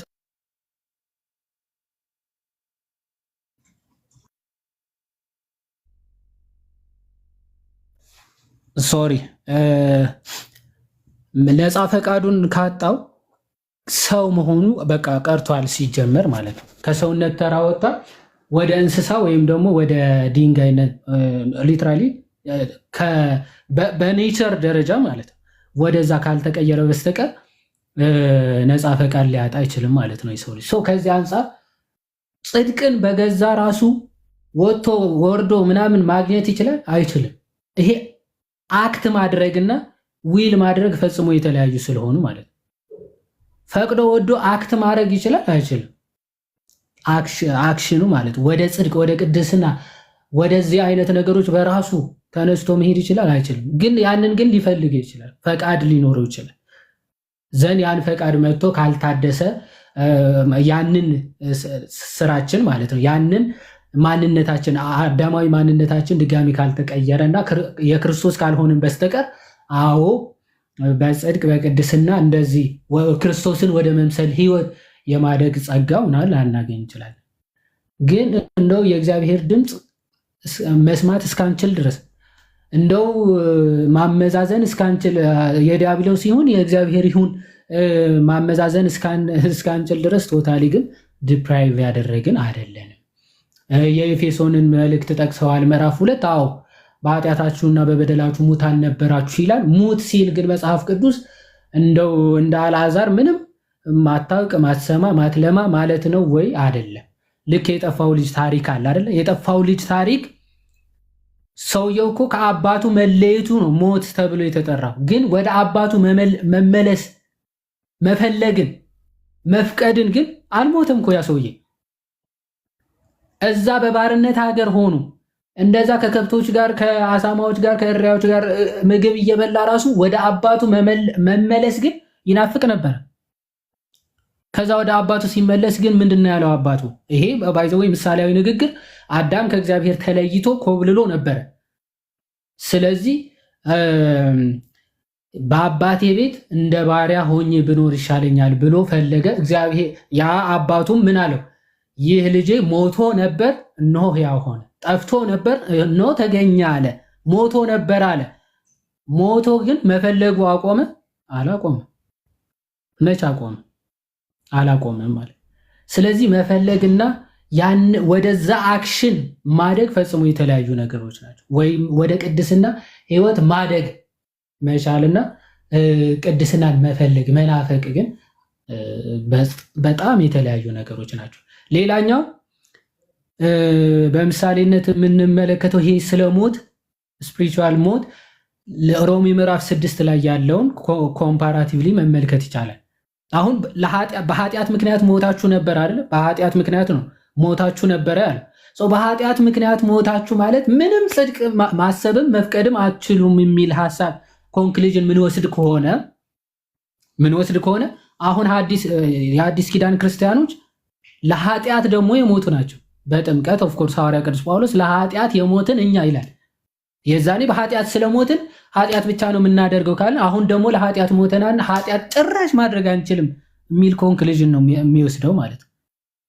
ሎጂካል ኮንክሉዥኑ የሚመጣው በኃጢአት ሞተን ሳለ ኃጢአት ብቻ ነው ማድረግ የምንችለው ስለ ኃጢአት ብቻ መፍቀድ እንጂ ጽድቅ ራሱ መፍቀድም መፈለግም አንችልም የሚል ሐሳብ የምንወስድ ከሆነ ነው። ኦኬ። ስለዚህ ለኃጢአት ሞታችኋል ብሏል ሐዋርያ ቅዱስ ጳውሎስ። ስለዚህ ለኃጢአት ከሞትን ምንም አይነት ኃጢአት ማድረግ አንችልም ነው። እንደዛ ነው የምንረዳው አይደለም። ዶሚኔን ነው ወይም ደግሞ ዶሚኔን ኃጢአት ዶሚኔት ማድረጉን ለማጠየቅ ኦኬ በኃጢአት ምክንያት ሞታችሁ ነበረ ይባላል። እዚህ ጋር ደግሞ ኦኬ ጽድቃችን ወይም ደግሞ የተሰጠን ጸጋ በኃጢአት ላይ እንድንሰለጥን የሚያደርግ ጸጋ ከመሆኑ የተነሳ ምን ተባለ? ለኃጢአት የሞትን እኛ ብሎ ሐዋርያ ቅዱስ ጳውሎስ ተናገረ። ግን ለኃጢአት ብንሞትም እንኳን ኃጢአት ግን እንዳሰሩ ብሎ ደግሞ ያስጠነቅቃል። ኃጢአትን እንዳታደርጉ ተጠንቀቁ።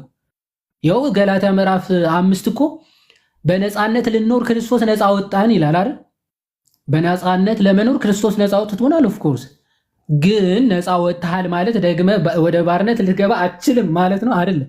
ሐዋርያ ቅዱስ ጳውሎስ እዛ ዝቅ ብሎ ምን ይላል? ደግማችሁ በባርነት እንዳትያዙ ተጠንቀቁ፣ ወደ ባርነት እንዳትመለሱ ይላል። ሶ መመለስ ይቻላል ማለት ልክ እንደዚያ በብሉይ ኪዳንም ኦፍ ኮርስ በኃጢአት ምክንያት የሞቱ አሉ ማለት ሁሉም ሞተዋል። የሞቱ አሉ ብቻ ሳይሆን ሁሉም ሞተዋል። ግን ነፃ ፈቃዱ ቶታሊ ዲፕራይቭ አድርጎ አልጠፋም። ያ ከዚህ አንጻር የሚታየው ዮአዴ ቴንኪው እግዚአብሔር ይስጥልን። ናቱ ሰላም በለን። ሜሪ ጥያቄ ካላት ሜቢ እንዴት ናችሁ? ቃሉ ይሰማል ድምፄ?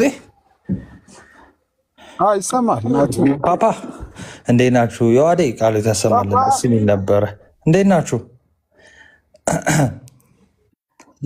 ናቱን ዘሃውስ ብሏል። ቃሉ ይሰማልን። ድንቅ ነበረ።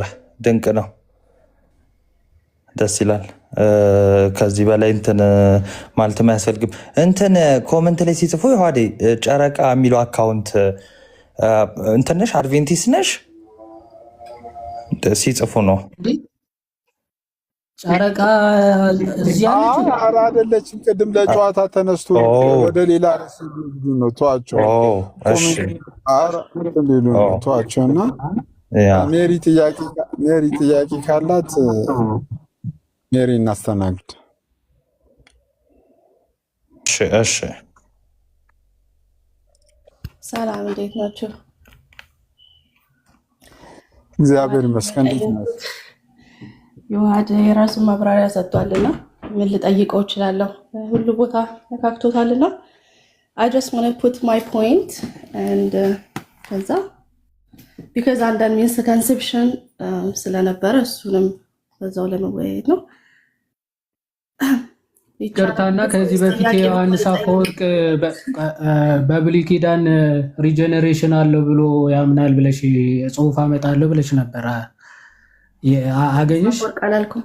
ዮሐንስ አፈወርቅ አላልኩም። አረ ዮሐንስ አፈወርቅ ነበር ያልሽ።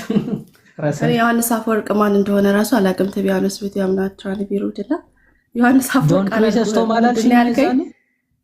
ቆይ እሱ ሌላ ነገር አምጥተን እሱ ጋር ኮት ያደረግነው ነገር አለ። ግን ምን ተባብለን ጆን ክሪስቶስ ብለሽኛል አላልሽኝም? ዮሐንስ አፈወርቅ ማን እንደሆነ ኦሬዲ አነበብን። እሱ በሌላ ቶፒክ በሆነ ነገር አደረገንና ምን አልከኝ? ሪጀነሬሽን እንዳለ በብሉይ ኪዳን የሚያምን አምጪ ስኮላር የሚሆን ምናምን ስለ እሺ እንደውም አውጡ ሲባል ጊዜ አልነበረምና በቃ ኔክስት ታይም ስንገናኝ እሱን ታመጫለሽ አልከኝ። በዛ ተለያየ። ጆን ክሪስቶስ እንደውም ብለዋል ብለሻል አላልሽም? እባክሽ እኮ አስፋራስ ሪጀነሬሽን በዛ ኮንቴክስት አይደለም። አሁን ያንን ራሱ ቁጭ ብዬ እዚህ ጋር አላስታውስም። ግን ጆን ክሪስቶስ ብለዋል ብለሻል አላልሽም? አስፋራስ እንዴት ነው ያልሽው? እንዴት ነው ያልሽው? በምን ሲቹዌሽን ነው ጆን ክሪስቶስን በምን አነሳ ነው ሲባል I have to go back and check። ግን በዚህ እንደሆነ ብለሻል አላልሽም? መጀመሪያ እባክሽ አንዴ እኮ እንደዛ አይደለም። አትጩህብኝ ዮሐድ። ለነገሩ ተቀድሮብሽ ነው ለመዋሸት ይቅርታ ልኝና አሁን ጆን ክሪስቶስ ያነሳንበት ፖይንት እያልሽ ነበር እኮ እኔ አላስታውስም ነው እኮ አሁን እሱን ግን ምን ተባብለን እንደተለያየ አላስታውስም። ሌላ ነገር ነው አላልኩም። ቆይ ስኮላር አምጪ ተባብለን እንደተለያየ ነው። ዮሐንስ አፈወርቅ አላውቀውም ብለሽ ነበር። ጆን ክሪስቶስ ማን ነው? አይ በቃ እኔ ይሄንን ላወራ አይደለም የገባሁት፣ ፍሪ ዊል ላይ ላወራ ነው የገባሁት። ያለው እሳቸው ወይ እሺ በቃ ጨርሻለሁ። ቀጥሉ ናቲ ቀጥሉ። እሺ አይ እንትን አትሆን ቀጥል ስራይጀን ችግር የለውም። አዎ ከኔ ጋር አይቀጥልም። በቃ ችግር የለውም። ሲሶ አይወያይም በዚህ ጉዳይ ላይ እኔ ከኔ ጋር ሀሳብ ላይ ምንድን ከኔ ጋር ነው ካንተ ጋር ነው መወያየት የፈለኩት እኮ ለምን ገባ? ኦኬ ጎ ሄድ። እሺ እኔ አይ ላይክ ዩ ኖ አይ ሃቭ ኖ ፕሮብሌም። አልዛይመር ባይዞ በጣም የማስታወስ ችሎታ አለኝና እንዲህ ይህን ያክል ምረሳ ሰው አይደለሁም። እያንዳንዱ የተናገርሽውን ነው የማስታውሰው እና ለዛ ነው ለቃሉ ማይታመን ደግሞ ከባድ ነው ትንሽ። ግን እስቲ ቀጥይ እስኪ ምንድነው የምታነሺው? ጥሩ እኔም ደግሞ ያልኩትን ብታስታውስ ደስ ይለኝ ነበረ። በኋላ ስንገናኝ ሌላ ቤት እንገናኛለን ተባብለን እንደተለያየን ስኮላር አምጪ እንደዚህ የሚያምን እዚህ ጋር እናቆመው ብለህን ተለያይተን ያወራነውንም መርሳትህም ትንሽ ቅር ስላለኝ ነው። ችግር ኧረ አላረሳውም።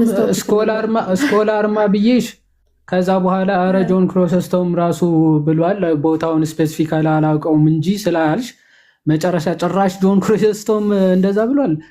እንደው እንጠብቅሽ ስልሽ የጆን ክሪሶስቶም መጨረሻ ላይ እሱ ራሱ ብሏል አልሽና በእንዴ ጭራሽ ዮሐንስ አፈወርቅ እሱ ካለማ እንደው እንጠብቅሻለን አምጪ አልኩሽ። ዘን ምን አልሽ? ቆይ አንዴ ጠብቁ ያልሽ የተወሰነ አወራን። ከዛ በኋላ አዳም መሽቶበት ስለነበረ ወይ ሌላ ጊዜ እንገናኝ። ኦፍ ኮርስ ሌላ ጊዜ እንገናኝ። ስፈልግ ነበር ራሱ ሌላ ጊዜ እንድንገናኝ ስፈልግ ነበር፣ ግን በሌላ ቶፒክ ስለነበራችሁ በክርስትና በቸርች ፋዘሮች ላይ ስለነበራችሁ በቃ ተለያየን በዛሁኝ። አይ እሱ ከምናወራ አሁን አገኘሽ ወይ? አገኘሽ ወይ? የዛን ቀን ያገኘሁትኝ።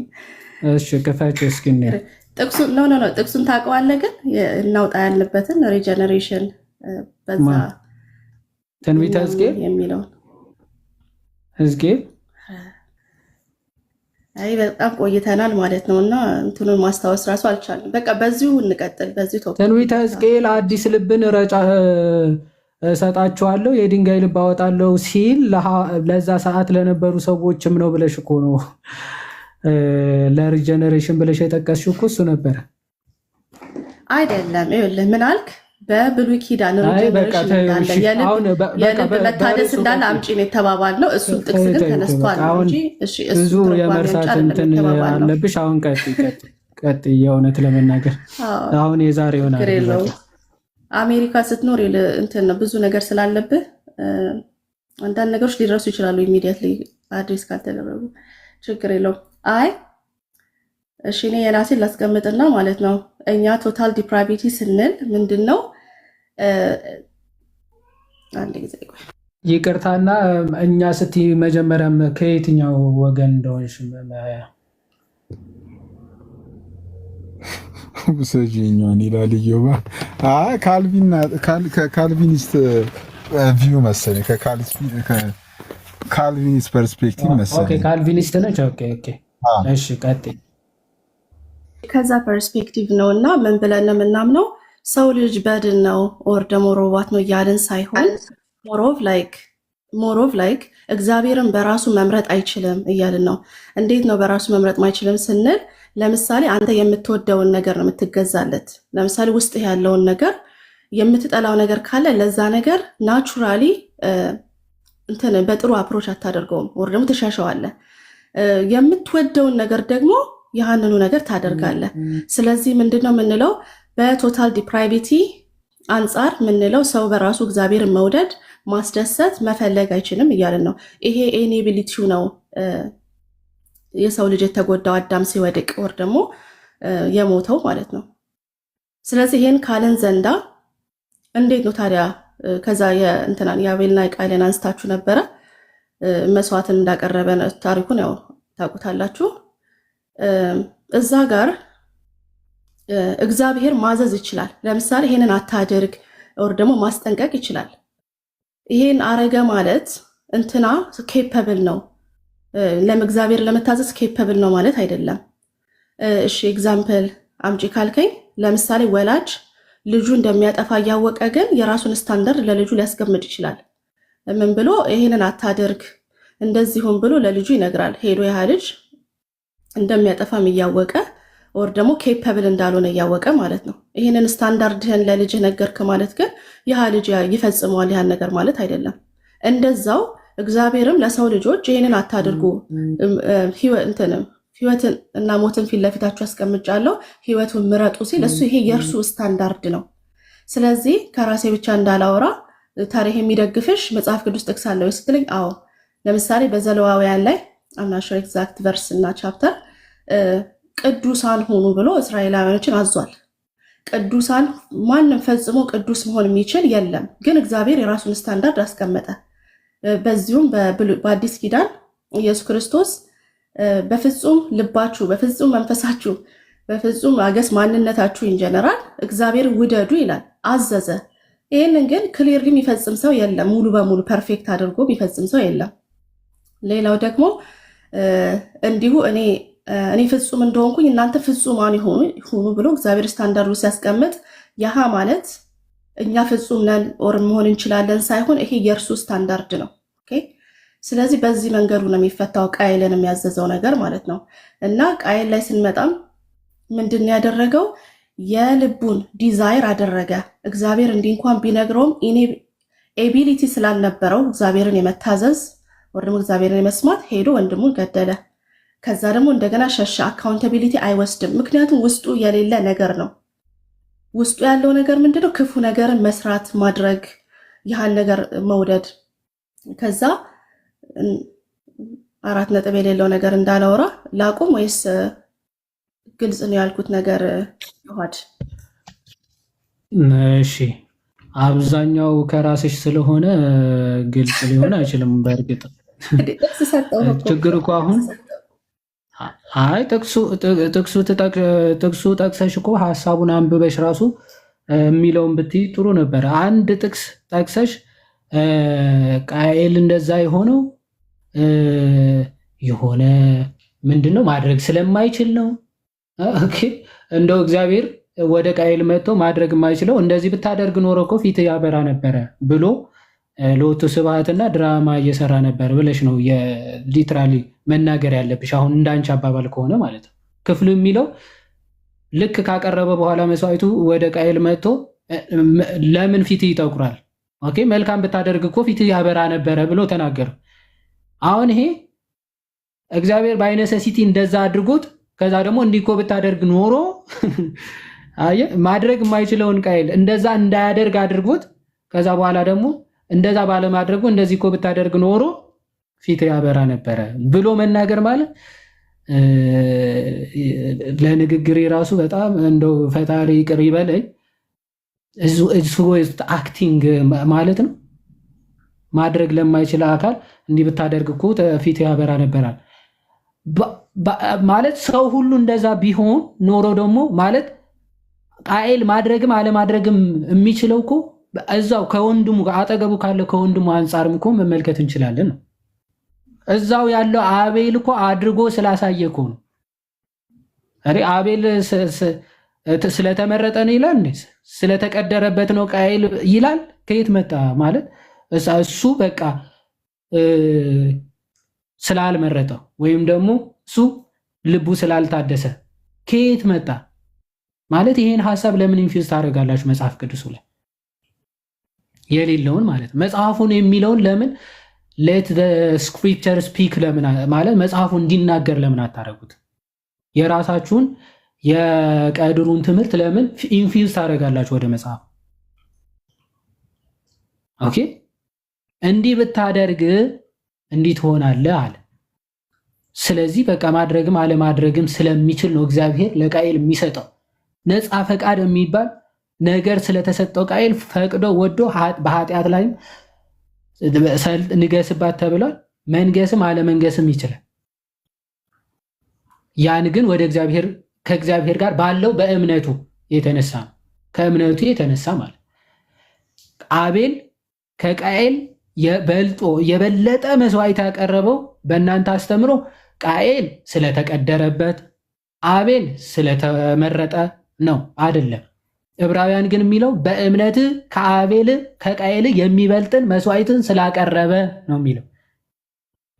በእምነቱ ከማን ከቃየል የሚበልጥን እምነት በዛ እምነቱ ያቀረበውን መስዋዕት ደግሞ በእግዚአብሔር ዘንድ ተቀባይነትን አገኘ።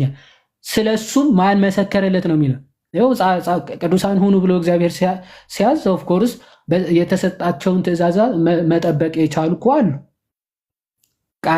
አቤል እኮ ተመሰከረለት በእግዚአብሔር፣ ለዛውም በእግዚአብሔር ተመሰከረለት።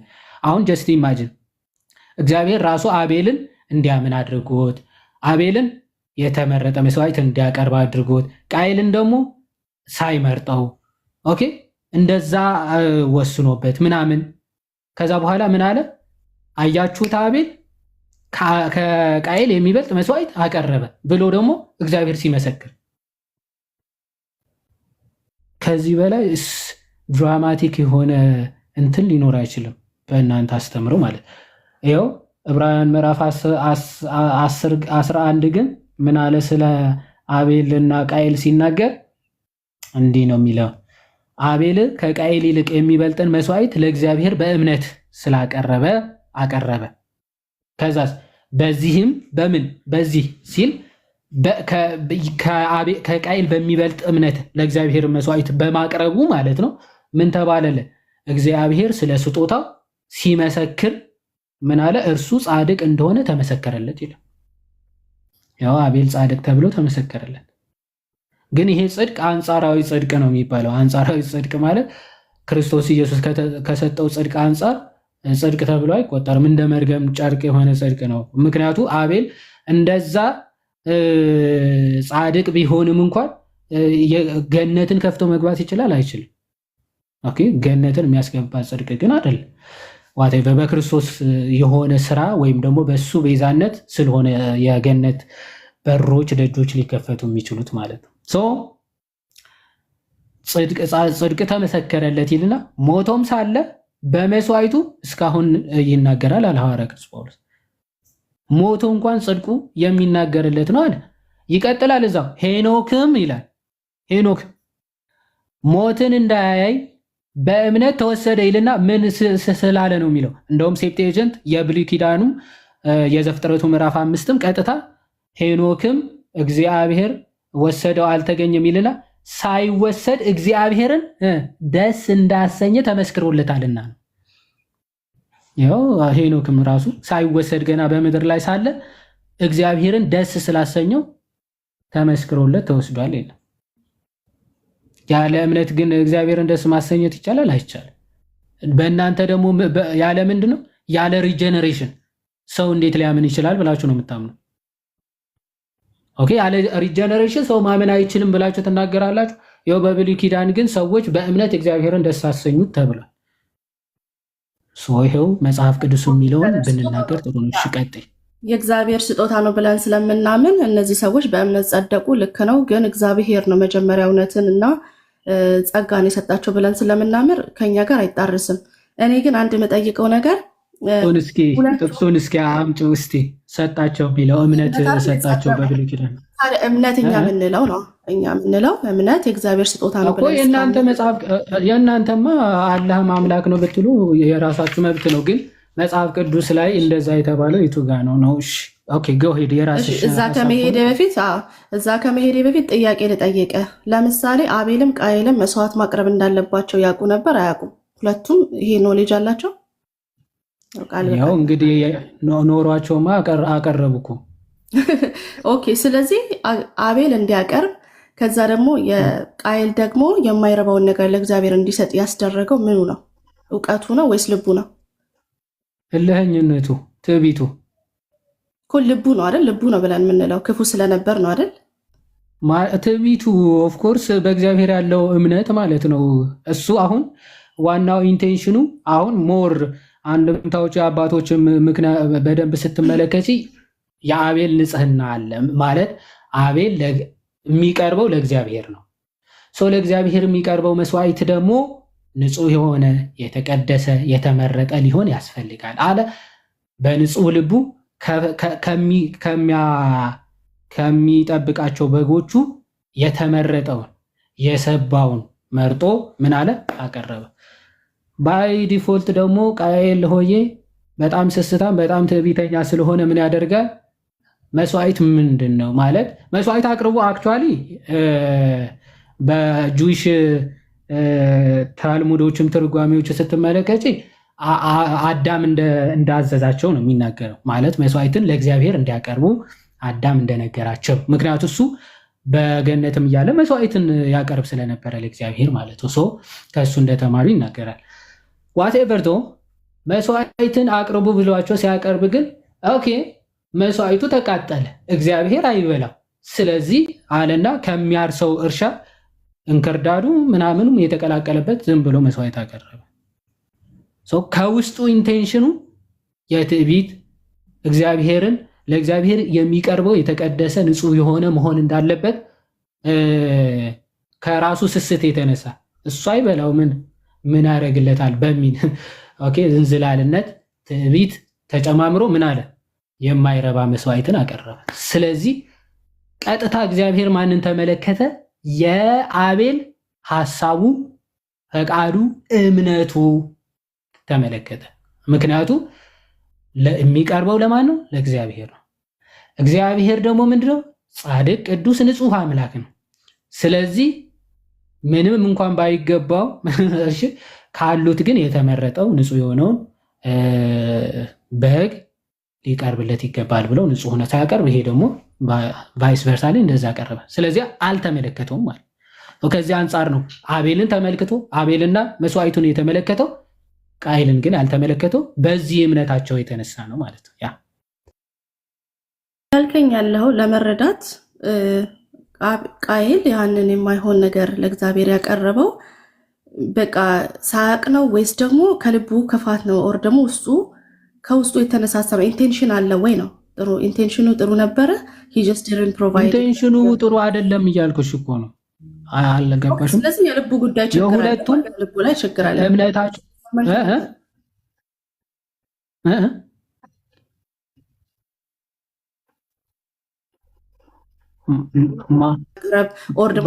በተፈጥሮ አይደለም እኮ ውስጣችን ነፃ ፈቃዱን ነው የተጠቀመው ነፃ ፈቃዱን ነው እንጂ እግዚአብሔር እንደዛ አድርጎ ፈጥሮት አይደለም። እኛ እኮ መቼ እግዚአብሔር ሰዎችን አጥሞ ፈጠራለን? እኛ እኮ እንደዛ አይደለም የምንለው። አይ በተፈጥሯቸው እንደዛ አቤል ለምን እንደዛ መስዋዕትን አቀረበ? አሁን እኮ እዛ በተፈጥሮ ማለት ከውድቀት በኋላ እንደዛ ስለሆነ ነው ብላችሁ ከውድቀት ጋር እያገናኛችሁ ከውድቀት ጋር የሚገናኝ አይደለም እያልኩሽ ነው። ምክንያቱም ከውድቀት ጋር የሚገናኝ ቢሆን ኖሮ ነው አቤልም እንደዛ የሚሆን ነበረበት ባይ ኔሴሲቲ። ምክንያቱም ሁለቱም ከውድቀት በኋላ የተገኙ ልጆች ናቸው።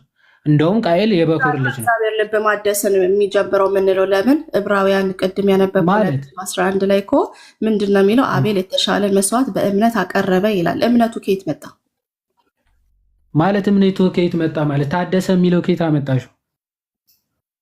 ቀረበ ነው የሚለው። ይሄ ዝም ብሎ አዎ፣ በእምነት ያ ኦፍ ኮርስ እግዚአብሔርን በንጹህ ልቡ አምኖ ነው ያቀረበው። ትክክል።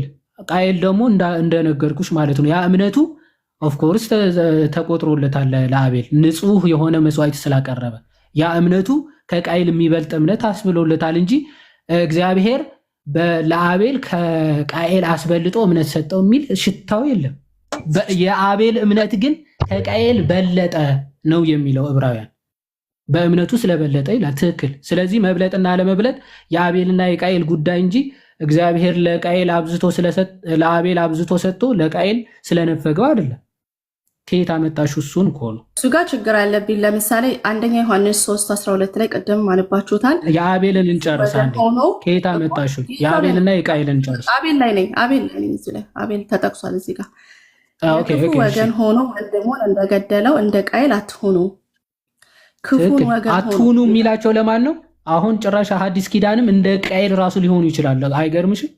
የጠቀሱት ለምን ገደለው ይላል። ምክንያቱም ይላል የራሱ ስራ በክፋት ተነስቶ ነው እኮ ታሪክ ክፋት። ቆይ ባይዘዌ ክፋትም ቆይ ለክርስቲያኖች ነው አይደል? እያለ ቆይ አይኔ እሱ ላይ ለክርስቲያኖች ነው አይደል? ቆይ ለክርስቲያኖች ነው አይደል? ኖ አንቺ ፎከስ ስለምታረጊ እኮ አይደለም፣ ስለጠቀሽው ጥቅስ ነው የምንመለከተው እንጂ አንቺ ፎከስ ለማድረግ ፈልገሻል አልፈልግሽም እኮ አይደለም ማተር የሚያደርገው። ሜሪሻ ጥሩ ነው። ምንድን ታውቃለህ? ይሄ ኮንቴክስት የሚያስፈልገው ጥቅስ አይደለም። ዳይሬክትሊ ቃሉን መፍታት ለክርስቲያኖች ነው ወይስ አይደለም? አንዴ ነው ወይስ አይደለም የተጠቀሰው? ጥሩ እየሄድን ነበር። አሁን ከአረፍ ታፒክ እኮ አሁን አንቺ እዚህ ጋር እንጨርስ አልኩሽና ከሱ ጋር ኔትወርኩም እየተቆራረጥን ነው። ታብታብ አድርጉ። እሰማለሁ። ይሰማል? ሲሶ አይሰማም? ይሰማል። ጥቅሱን ያመጣሁት እኔ ነኝ። እሺ አንተ ሳትሆን እኔ ስላመጣሁት ጥቅሱን እኔ ሀፍቱ ጥቅሱ አንቺ ነሽ ያመጣሽው መንገድ ጥቅሱ የሚመለከተው ጥያቄን የምጠይቀው ቤዝድ ኦን ወር አይ ዋንት መሆን አለበት እንጂ ቤዝድ ኦን ዋት ዩ ዋንት አንቺ እንደፈለግሽው ሳይሆን ጥቅሱ እንደሚለው ነው ልናወራ የምንችለው። ሜሪሻ አይደል?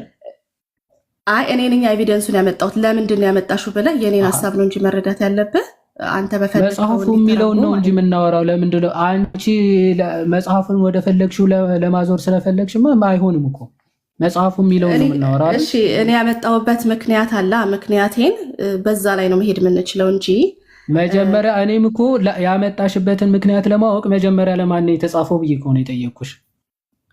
እሱ ቢሳይድ ፖይንት ነው፣ ቢሳይድ አወር ቶፒክ ስለሆነ አያስፈልግም። ኖ አይደለም። ለምንድን ነው ቢሳይድ አወር ቶፒክ የሚሆነው? የጠቀስሽውን ጥቅስ ስለማን እንደተጻፈና ስለማን እንደሚያወራ ካላወቅሽ ስለ ጥቅሱ እንዴት ልናወራ እንችላለን? ማለት እሺ አንተ አሁን እኔ አሁን ስላልገባ የምትለው ነገር አንተ ተናገርና እሺ ለማን ነው የተጻፈው መጀመሪያ መልእክቱ? ይሄ እኮ ነው።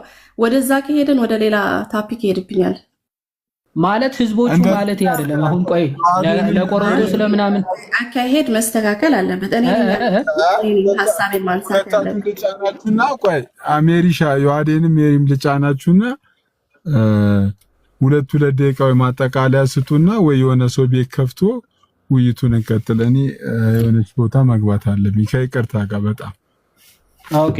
አይ ችግር የለውም። እሺ በቃ ተጠቀሚና ጠቅልይሽ። በቃ ለምን እንዳነሳሽውም በዛ ጠቅልይና ከዛ ወይ ሌላ ቤት ቢከፈት ከሆነ እዛ ቤት ላይ ተቀጥላላችሁ። እሺ ሜሪ 2 ደቂቃ ጠቅልይና። ኦኬ ጥሩ። 1 ደቂቃ ይበቃል። ማጠቃለያ የምሰጠው ነገር ምንድነው? ብዙ የተነሳው የአቤልና የቃየል ታሪክ ስለሆነ በሱ ላይ ነው ማጠቃለል የምፈልገው። የአቤልና የቃየል ታሪክ የሚያሳየው እውነት እግዚአብሔር የሰውን ልብ ካልቀየረ በስተቀር ለእግዚአብሔር የሚያስደስተውን ነገር ማድረግ እንደማይችል ነው። ፖይንቱ ራሱ ያ ነው። ለእኛ ለትምህርታችን ስለተጻፈ የሚያሳየን ራሱ የሰውን የልብ ውድቀት። ለምን ቃየል ሄዶ እግዚአብሔር እያስጠነቀቀው እንኳን ኃጢአትን እንደመረጠ ወንድሙን እንደገደለ ስለሚያሳይ ማለት ነው። አቤል ደግሞ በእግዚአብሔር ፈቃዱ የታደሰ እግዚአብሔር ልቡን የነካው ሰው ደግሞ ያውም ቤስት ኦፍ ቤስት ይዞ እግዚአብሔር ጋር እንደመጣ፣ ይሄ ደግሞ ከራሱ የመነጨ ሳይሆን ከእግዚአብሔር የመነጨ መሆኑን በአዲስ ኪዳን በዕብራውያን አይ ብሊቭ 11 ላይ ግልጽ አድርጎ ይነግረናል። በእምነት አቀረበ ይላል። ተገዶ ሳይሆን በእምነት ከውዴታ ማለት ነው፣ በውስጡ ከመነጨ። ስለዚህ ከዚህ የምንረዳው ሚዩት ያደርግብኛል ማይንድ ያለን ከዚህ የምንረዳው ምንድን ነው? የሰው ልጅ ማለት ነው እግዚአብሔር ካረዳው በስተቀር ኮንቲኒወስሊ የሚያደርገውን ነገር ኃጢአት እንደሆነ ኮንቲኒወስሊ እግዚአብሔር ቢያስጠነቅቀው እንኳን አስባችኋታል? ሰውን አስጠንቅቆት እንኳን ይሰማል። እግዚአብሔር እየነገረው ጀጅመንት ኦር ደግሞ ፍርድ ከመምጣቱ በፊት እያስጠነቀቀው ሄዶ ግን ወንድሙን ገደለ። ይሄ ስላላወቀ ነው። እንዲህ እኮ ብሎኛል እግዚአብሔር እኮ አታድርግ ብሎኛል ብሎ ቆም ብሎ እንኳን የማሰብ ኤቢሊቲ የለውም። ስለዚህ ምን እያልን ነው? ቶታል ዲፕራይቪቲ የምንለው ነገር ኢኔቢሊቲ ኦር ደግሞ አለመቻል፣ እግዚአብሔርን የመውደድና መስማት አለመቻል ኮንዲሽን ነው እንጂ ሰው ፈቃድ ፈቅዶ የሚያደርገው ልክ ምግብና ውሃውን ሲመርጥ እንደሚመርጠው አይነት ነገር አይደለም። አመሰግናለሁ። እሺ እኔም 2 ደቂቃ ልጠቀምና እሺ ልቀጥል። እሺ መጀመሪያ ከመጨረሻው ልጀምር። ቃየል እኮ ዲስኤብል ስለሆነ ነው እየተነገረው ራሱ ምንም የማይሰማው አለች። በነገራችን ላይ ምን እንደማለት መሰላችሁ? ለአንድ አይነ ስውር ይሄንን ያው አይነ ስውር መሆኑ እያወቃችሁ ይሄ ስዕል ምን እንደሆነ ካወቅ በቃ ከዛ ሽልማት ታገኛለህ፣ ካላወቅ ግን አታገኝም ብሎ እግዚአብሔር የሆነ ለአይነ ስውር እንደዚህ አይነት ጥያቄዎች እንደማቅረብ ማለት ነው። ኦኬ እግዚአብሔር ማድረግ ስለማይችል ማለት በተፈጥሮ በቃ ምንም ማድረግ የማይችለውን ቃየልን ብታደርግ ኖሮ እያለ እየነገረው ነው፣ ነፃ ፈቃድ ላይ የሌለው አካል ማለት ነው። ይሄ በጣም ብላስፌሚ ነው እግዚአብሔርም ላይ ማለት ነው። ኦኬ እግዚአብሔርም መሳደብም ጭምር ነው። እግዚአብሔር የሚያስጠነቅቀው መጠንቀቅም ማድረግም አለማድረግም ለሚችል እንጂ ምንም ማድረግ ለማይችል ማስጠንቀቂያ ራሱ አይሰጥም ማለት ነው። ኦኬ ዲስኤብል አይደለም። እንደዛ የሚል ሽታው ጥቅስ ራሱ ልታመቻችም እንደው ምሳሌ ብለሽ የጠቀሽው ምንድነው? አንድ አባትና እናት ልጃቸው በጣም ቢያስቸግራቸው የሆነ ሱስ ወይ ምናምን ይዞ እንዲህ አታድርግ ብለው ቢነግሩት ኦኬ እንደዛ ቢነግሩት ማድረግ እንደማይችል እያወቁ እንደዛ ሊነግሩት ይችላሉ እንዴ? ማድረግ እንደማይችል ካወቁማ ተስፋ ቆርጠው ይተውታል። ባይዘው ይሄ አይሰማም ብለው ይተውታል። በነገራችን ላይ እንጂ ከሱ ጋር እየተላፉ በቃ ይለወጣል ብለህ ለምታስበው አካል ነው የምትመክረው እንጂ እንደማይለወጥ እርግጠኛ ለሆንከው ሰው በቃ ዝም ብለህ ለእብድ አሁን ለእብድን የሚመክር ሰው አለ። እብድ እንዲህ ብታደርግ እኮ እንደው ቆሻሻ ባትነካ እንዲህ ብለው እብድን እብድ እንደማይሰማ እያወቅ አትመክረው። አለበለዚያ አንለ ሰው ማነው እብዱ? አንተ ራስህ ነህ እብድ ማለት።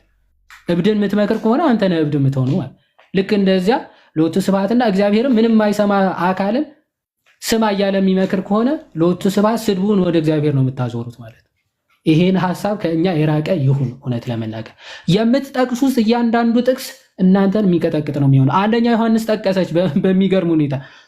የአንደኛ ዮሐንስ እኮ ለክርስቲያኖች እኮ ነው እንደ ቃይል እንዳትሆኑ አለ። ማን? ክርስቲያኖች፣ ዳግም የተወለዱ ክርስቲያኖች ለካ እንደ ቃይል መሆን ይችላል። ስለተቀደረባቸው ያልታደሰ ልብ ስላላቸው መቀየር ለማይችሉ ሰዎች ነው እንደዛ እያለ ያለው አይደለም። ባይዘው ሰው ወዶ ፈቅዶ እንደ ቃይል መሆን ይችላል። ወዶ ፈቅዶ ማለት ከዛ እግዚአብሔር ደግሞ ለዛ ክፉ ምኞቱ ሊተው ይችላል። ወዶ ፈቅዶም ሰው እንደ አቤልም ሊሆን ይችላል።